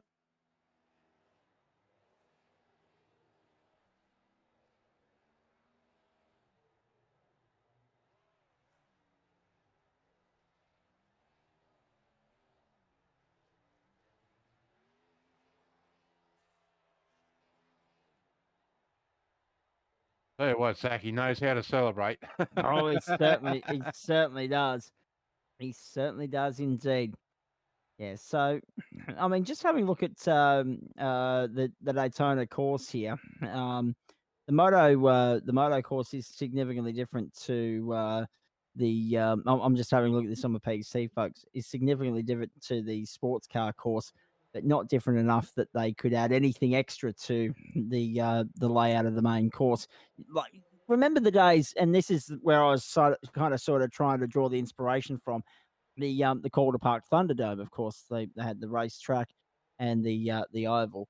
Yeah, this is the same, but the racetrack is not external to the oval, as we know, and yeah, the anyway, doesn't matter. What's done is done. We're going to have Aiden Schultz, Darren McKenzie, Edward Foster, Hayden Millington, and Ruben Phelps join us in just a moment. Let's bring them in now. We'll make this quick and painless for all concerned. There are the results, ladies and gentlemen. It's a night where Toyota get the job done at the Daytona International Speedway, the world center of racing. Edward Foster second, Darren McKenzie, Aiden Schultz, Andy J. Barber, then Ruben Phelps, Dylan Davies, then Jamie Nankervis. They were all home on the lead lap. Scott McClintock the first lap down, then Greg Spencer. So 4 Chevys, 4 Toyotas and 2 Fords in the top 10. Then you go back to Paul Jackson, Barry Neal, and Adam Ariel. Billy Hickey will be classified because he made it past halfway. Nathan Legg won't be. Mark Smith won't be. And Mark Johansson spent the night with me in the booth.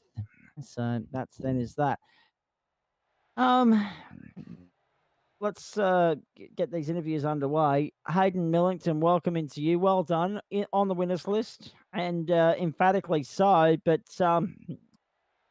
I mean, that was a little bit anticlimactic in so many parts. A one-stop strategy, we saw that work to your advantage. The later pit stop, I mean, compared to those around you. But in essence, it was merely a 35-lap training run with a checkered flag. Thanks. Yeah, it was a tough race. I mean, Edward was keeping me honest the whole time. I knew I couldn't make a mistake.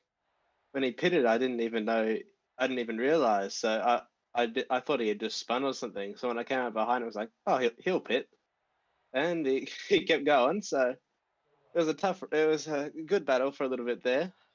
I didn't even expect to make the move on him in turn one, but gap was there and went for it.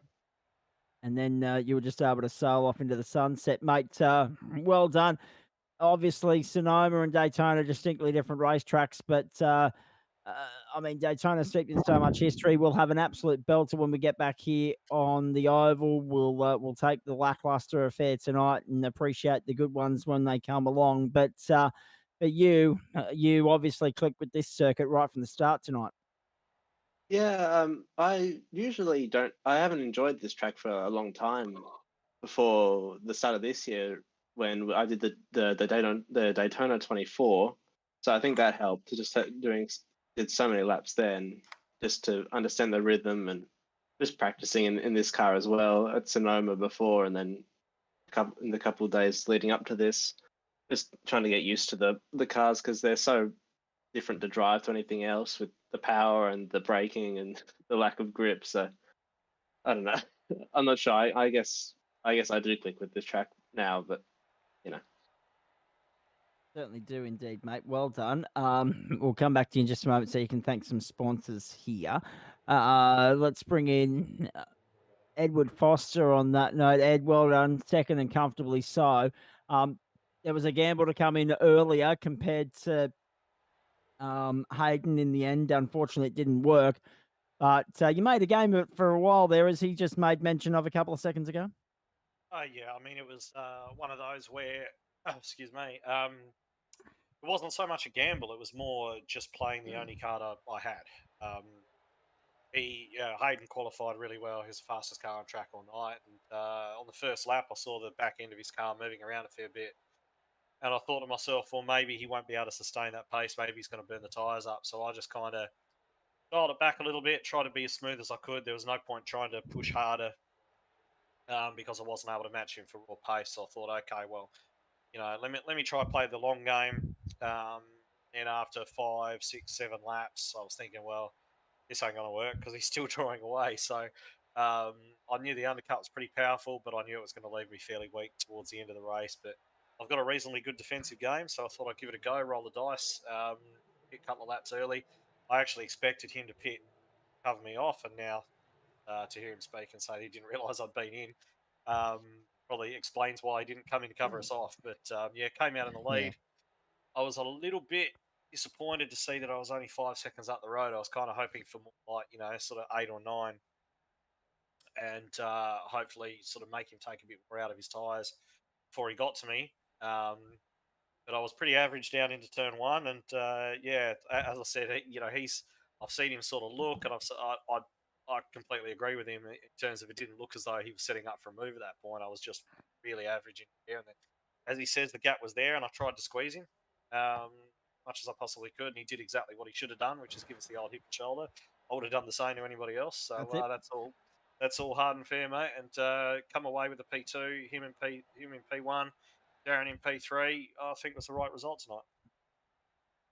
It certainly was, and you drove a good race, mate. Well done. Not much else I can add to that in terms of asking you questions here because you've just about covered everything off. Darren, sorry, you go, Mark. He stole my question away from me. I was going to ask him if there was any contact there because we weren't sure at that point.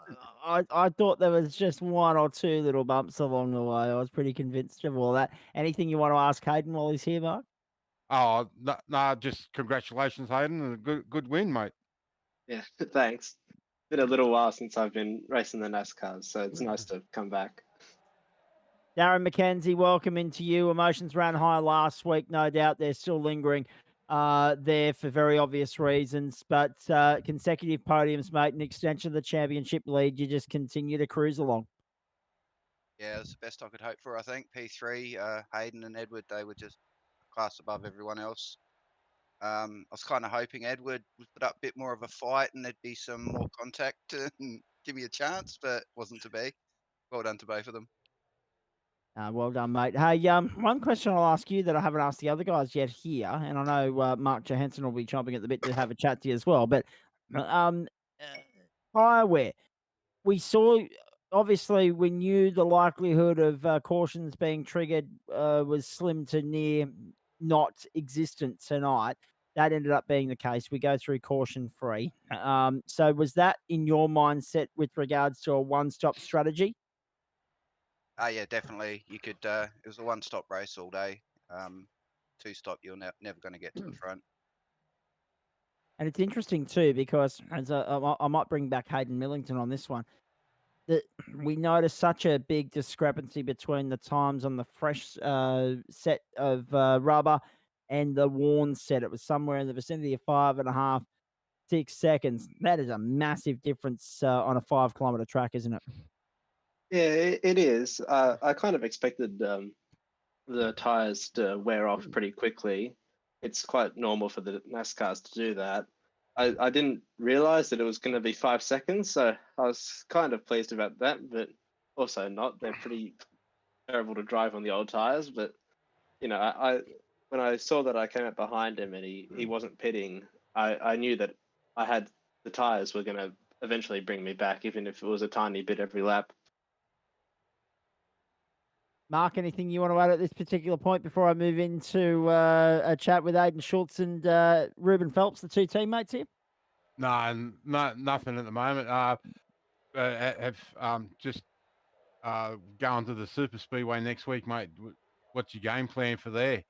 Or are you going to be able to make the race? Oh, yeah, I'll definitely come back for Talladega. Always love racing there. I'm not sure about the game plan. After the Anzac Day race, it was quite a train of single file with the new drafting model. So I'm not sure. I guess just try and qualify as best I can and not get involved in any big wrecks. Yeah, there's always a chance of that happening there at Talladega. Despite the fact that the new drafting model has meant a lot of single lane running rather than the usual 2 and 3 wide that we used to all know and love. Aidan Schultz, impressive run from you into 4th place.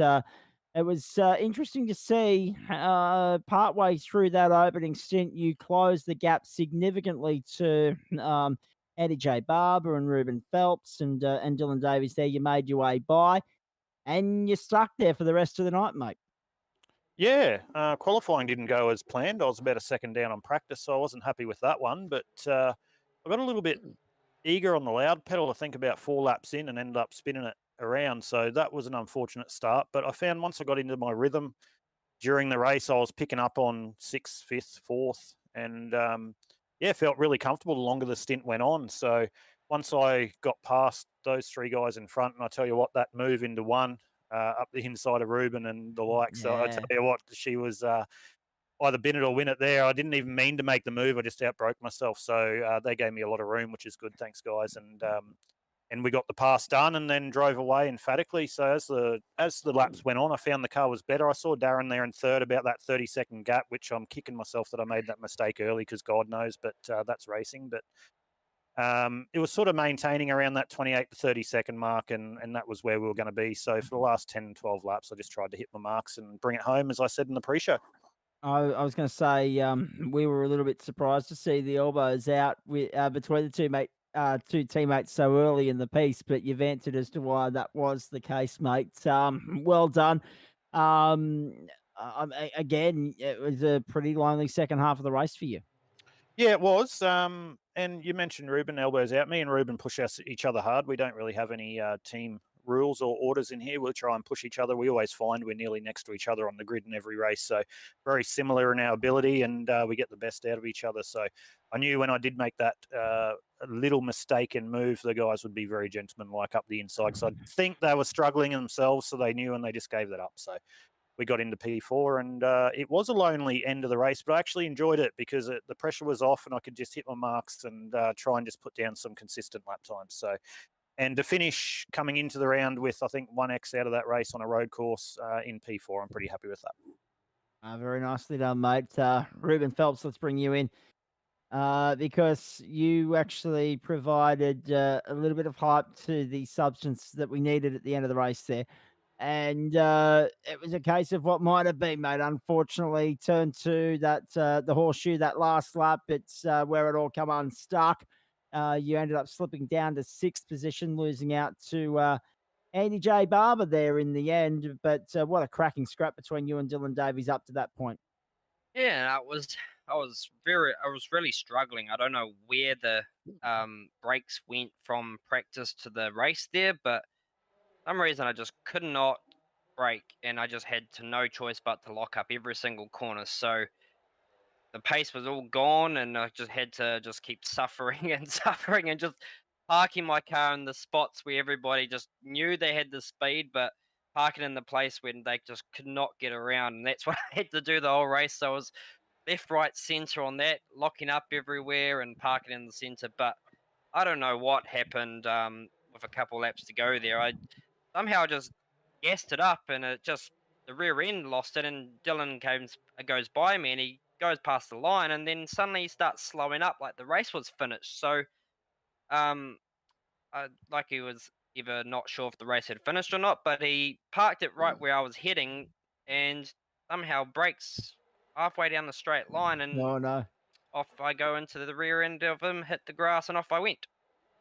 And it was a real only moment we saw between two cars all night. Yes, a little bit of hip and shoulder, but no car-to-car contact that ended up in spins and grass adventures until that very moment at the very end of what was just on 70 minutes worth of racing there, boys. So, um, I mean, we were noting in the commentary that if Dylan or yourself wanted to get by one or the other, it wasn't going to be by being right on your clunker coming into that chicane onto the main straight there.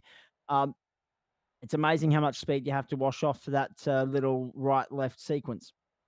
Yeah, exactly. That was like the whole practice session. I was getting that corner really good, but for some reason, everybody was able to go in a lot harder than I could, and I just felt like was either over revving it or it would just lock up, which I wasn't doing. So all you have to do for that corner though is if you can just park your car in the center of in the center there, you can either because you're going to end up either in the curb on the inside, or you're going to end up on the curb on the outside. So if you can just park yourself in the center, there's no way you can get around without clobbing those things. So that's all I did after having that struggle. But yeah, it was a bit unfortunate what happened at the last lap there. But I mean, it was still fun while we had it. I mean, he gave me a few good goes, but he just could not get around me, and he bumped me a few times trying to get around me to unsettle, but still didn't screw me up, and then the last lap just seems to have ended the whole thing. Did it feel like the car was unloading itself on that left front into the bus stop there? Every time you seemed to go into that left hander and that first bus stop, it seemed like you were locking up the left front all the time. And to me, it looked like the car was just, I don't know whether it was like a fault with iRacing or it just seemed like the car was unloading that left front and you were always locking that left front up going into that bus stop.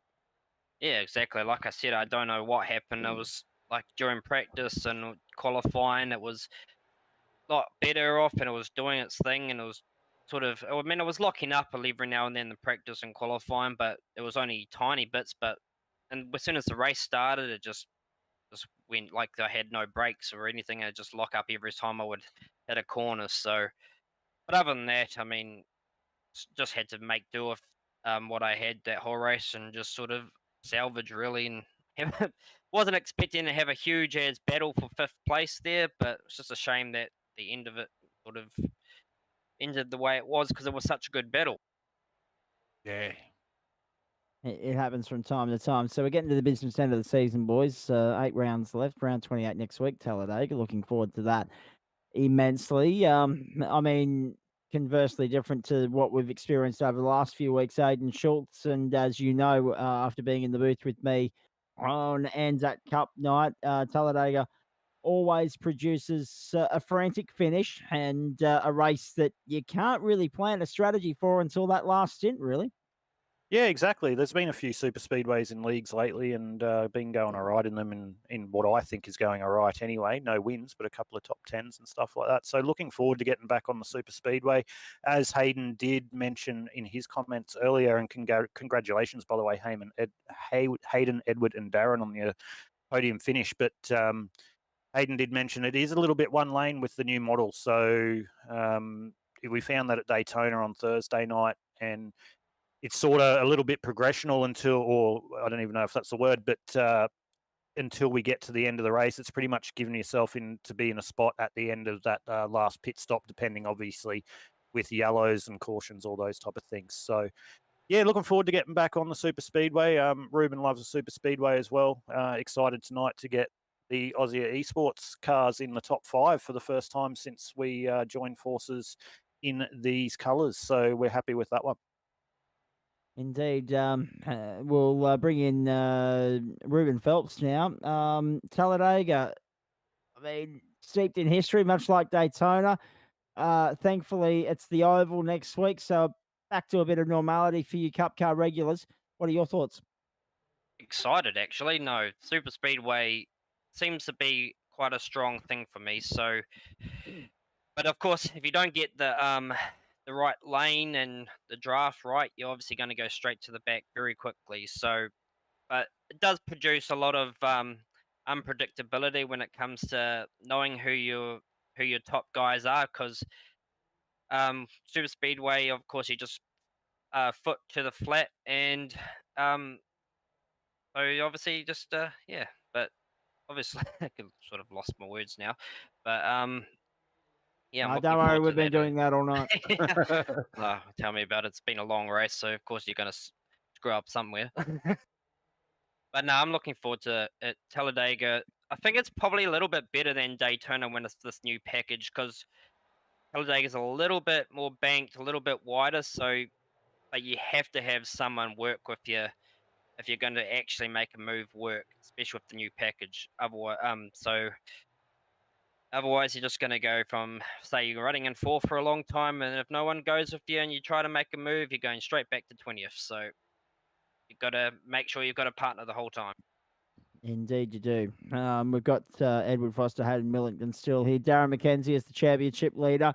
Talladega, it's like trying to pick the lotto numbers. You never know who's going to win until that very last lap, as Mark Johansson proved on Anzac Eve. You there, Darren? Yeah, Yep, there it's you are. definitely a tough race. There's a lot of patience involved, and yeah, I'll be looking for dance partners if anyone's willing. Yeah, exactly right. And male or female, Chevy, Toyota, or Ford, they're not really fast too at this point in time. Well, I was going to say he's in the wrong make a car for me to team up with. Yeah. Okay, I get you now. All right. On that note, Edward Foster, Hayden Millington, 2 names that I'm not familiar with because you've popped up here tonight, and I've been in and out of Weekend Warriors, not consistent like other attendees here. But will you be sticking around, or are you road course specialists, or are you in and out because Saturday nights aren't always available for you? I mean, for me, it's something I only do when I get a time. I mean, my regular series is the ANSCAR Cup that runs on the Thursdays. I get out for these races when I can. I won't be at Talladega because I absolutely despise super speedways with every fibre of my being, so I won't be at that one. But maybe a few races later on, I'll get another chance to come down and run. Indeed. And to you, Hayden Millington, same question. I always try to see if I can race here or not. Some of the tracks I'm just not happy with. I don't really like the 1.5 mile like low bank tracks. I don't get along with those very well. And I also am part of another league that runs on Saturday nights, so that's why I haven't been here for quite a long time. So Yeah. just trying to find availability, I guess. Well, since you are here as the race winners, first and second, we'll go to you first, Hayden. Anyone you want to thank? Not really. All right, I copy mean, that. I don't have any sponsors or anything, so Yeah, copy thanks that. tonight for putting it on. Hayden Millington, well done on the race win. Edward Foster, anyone you want to thank? Yeah, certainly. So just give a shout out to the Natari Autosport boys, and we've got a few great sponsors at our team as well. FGM eCast, Bridgestone Select, Race Magazine, AJ Insurance Services, 2 Fat Blokes as well. Really cool to have those guys on board. And, of course, Mark and the boys for putting on the races, and JP and your crew for putting on the broadcast as well. Always appreciate it. And all right, so let's go to the series regulars. Darren McKenzie, anyone you want to thank while you're here, mate? Yeah, I'd like to thank the guys at Team Hyperdrive, SimShed for the broadcast and the commentators, and just generally everyone in the community for their well wishes for this last week. Yeah, how are you holding up, mate? Yeah, it's tough. The funeral's on Monday, so I'll be a wreck then. Absolutely, we'll be thinking of you regardless, mate. We've been thinking of you all week, haven't we, Mark? Definitely. Look, it's always a hard thing to lose any friend or even harder when it's a family member.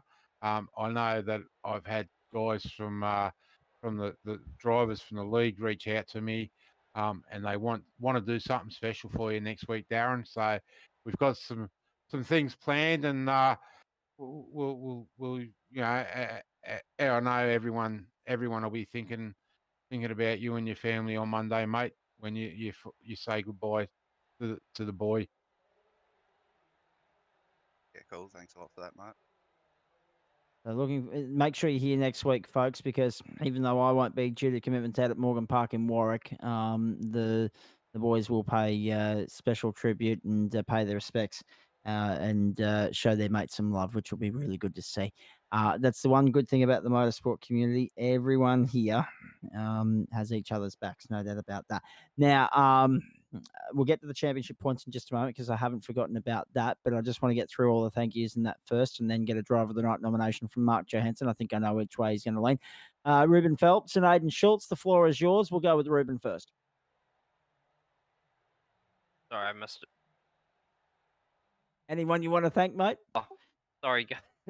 Thanks, Mark, for putting on Weekend Warriors. I haven't been around for the last few weeks, and I've had some personal things myself to deal with. But I've got to thank you guys, and thanks for JP Simshed for doing the broadcast, and of course the new team that me and Aiden have made of Aussie Esports. So got to thank the team just to giving us some strong cars. To still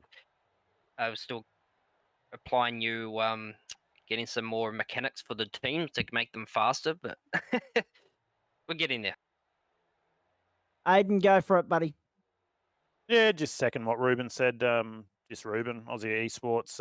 We put in a little bit of work behind the scenes, and we've seen that with a couple of solid results. We've never really questioned our outright pace, but the results lately haven't really paid off to where we should have been, and that's our fault, no one else's. So good to get a top 5 tonight. Obviously, you guys, JP and Zach and SimShed Broadcasting, putting on the broadcast, we really appreciate it. And just quickly, I've got a second, a big shout out and condolences. I haven't spoken to Darren, so condolences, mate. And I know that I'll second what Zach said. Everyone in the iRacing community has your back, mate, and we will all be thinking of you. And we look forward to putting on a show for you next week. Very nicely said. Let's have a look at the championship points before we get some final thoughts here and sign off, folks. Short, sharp, sweet post-race show, early finish for all concerned tonight. Here's how it stands. Darren McKenzie, 797. Again, just keeps extending that lead. Paul Jackson, 660 and 637 for Dylan Davies. Good finish for him tonight. Of course, good points haul. Scott McClintock, 584. Josh Carroll Walden was absent tonight. He's on 571. Barry Neal, 560. Don't know what happened to Baz because he missed the start completely, and then it was just, pushing it uphill, playing from behind all night long. Stephen Williams, 534. Adam Ariel, 514. Ruben Phelps, 491, and Dave Durand, 477. Mark Johansson, some final thoughts from you. Driver of the night nominations. Hard to look past the first two and Mr. Consistent, but old mate Schultzy really redeemed himself after the disappointment of last week too. Yeah, definitely. It's good to see the team there go well. Look, I'm going to stick with I think I said Hayden to start with, so I've got to stick with that. Yeah, Hayden just a lesson for everyone on how to drive road courses. And we've got one more coming up later on in the year. Exactly right, and we're very much looking forward to that as well, gentlemen. Thank you. As I said, not not the most exciting race you'll ever see, not one that we'll look back on as an instant classic, that's for sure. But at the end of the day, you guys plied your trade and showed why you're good at what you do. Because to maintain that level of concentration when it's just you on the racetrack and the time, the stopwatch there, it's not the easiest thing to do. A lot of people can do it, but many others prefer have a target to strive for, or someone to find, someone to play with throughout the course of the night. There'll be no shortage of opportunities to do that next week when we get to Talladega. Let's have a look ahead on the platforms of SimShed Broadcasting as we wrap things up here on what has been a marathon day of motorsport, both locally and virtually. Tuesday night, the RSRA Super Series comes your way, 8:20 Australian Eastern Standard Time. Nighttime race, I'm told, for you, ladies and gentlemen, from the Twin Ring Motegi, and that will be on the East Circuit there. I'm really looking forward to that. It looks good lit up too. Don't worry about that. The RSRA Super 2 E Series, same time Wednesday night. That is, of course, round 10, getting to the business end of the RSRA Super 2 and Super Series I'll, seasons. I'll And just butt in there, Zach. go for it, Mark. If anyone loves V8s, it's definitely racing to tune in on. I've watched the last couple of weeks, and there's been some really good racing there. Excellent. Well Yeah, worth yeah, a no. look. No, it has been top shelf all season. They've raised the bar across both the Super 2 and the main series as well from season 1 and carried it into to season 2. Sure, Dylan Rudd's walking away with things at the front of the field at the moment in the Super Series, but by gee, the racing for the minor placings has never been better. And that showstopper in Imola last week at the Italian circuit was just an absolute belter. And looking forward to this one because it's the last of the flyaway rounds. We then go to Phillip Island and Mount Panorama to finish things off. And Mount Panorama is a double sprint round too. So 100 and 160 Ks for the two respective races. Cannot wait for that. Then, as far as Weekend Warriors Cup car racing is concerned, you've heard the boys talking about it with a great degree of excitement. Talladega, the venue, next Saturday night, 7:20 Australian Eastern Standard Time. We're looking forward to that Double points also immensely. on offer. Double points on offer because it's the start of the Triple Crown, isn't it? For you Yes, guys. mate, certainly is. Yeah, looking forward to that. So round 28 of the season, the start of the Triple Crown, the start of the business end of the campaign. Only 2 months of running left in the Weekend Warriors Cup car series. 8 races in the space of 9 weeks before we crown champions. We've got a feeling who we think it will be on October 23. Mark Johansson, obviously disappointing not to see you on the track tonight, but great to have your company in the booth for the entire broadcast, mate. I hope you enjoyed it. Oh, I always do, mate. Always happy to work with you guys, and happy to give up my time and track time to come work with both you and JP, Zach. Excellent stuff. Thanks to JP as well. I'm knackered from a big day of real world motorsports, and JP's knackered because he's been hit by the man flu, but we're always here. We got there in the end. I'll say that much. Hope you enjoyed it tonight, wherever you're tuning in around Australia. Enjoy the rest of your weekend. Just before I go, I want to point out, because I went to do this twice and never got to finish them, AFL and NRL scores from the day. Richmond Hawthorn an 83 all draw, third draw of the season in the AFL. Sydney over Gold Coast emphatically, 87 points, 136 to 49. Brisbane over West Coast, 125 to 87. Currently at three-quarter time, in the Geelong-Melbourne fixture, it's Geelong 75 playing Melbourne 43. Not quite three-quarter time in the match between GWS and Carlton. Carlton trailing by 17.61. Make it 18.61 plays 43. In the NRL today, 3 pretty comfortable results, really, and expected results. The Sharks over the Tigers 50 to 20. The Knights over the Bulldogs 22 to 16, and the Eels over the Cowboys 14 to 6. Actually, no, that's not right. That is a non-updated score for whatever reason there. The full-time score was actually 32 to 16 in favour of Parramatta. IndyCar tomorrow morning from Gateway. Get amongst that. Formula One MotoGP back next week as well.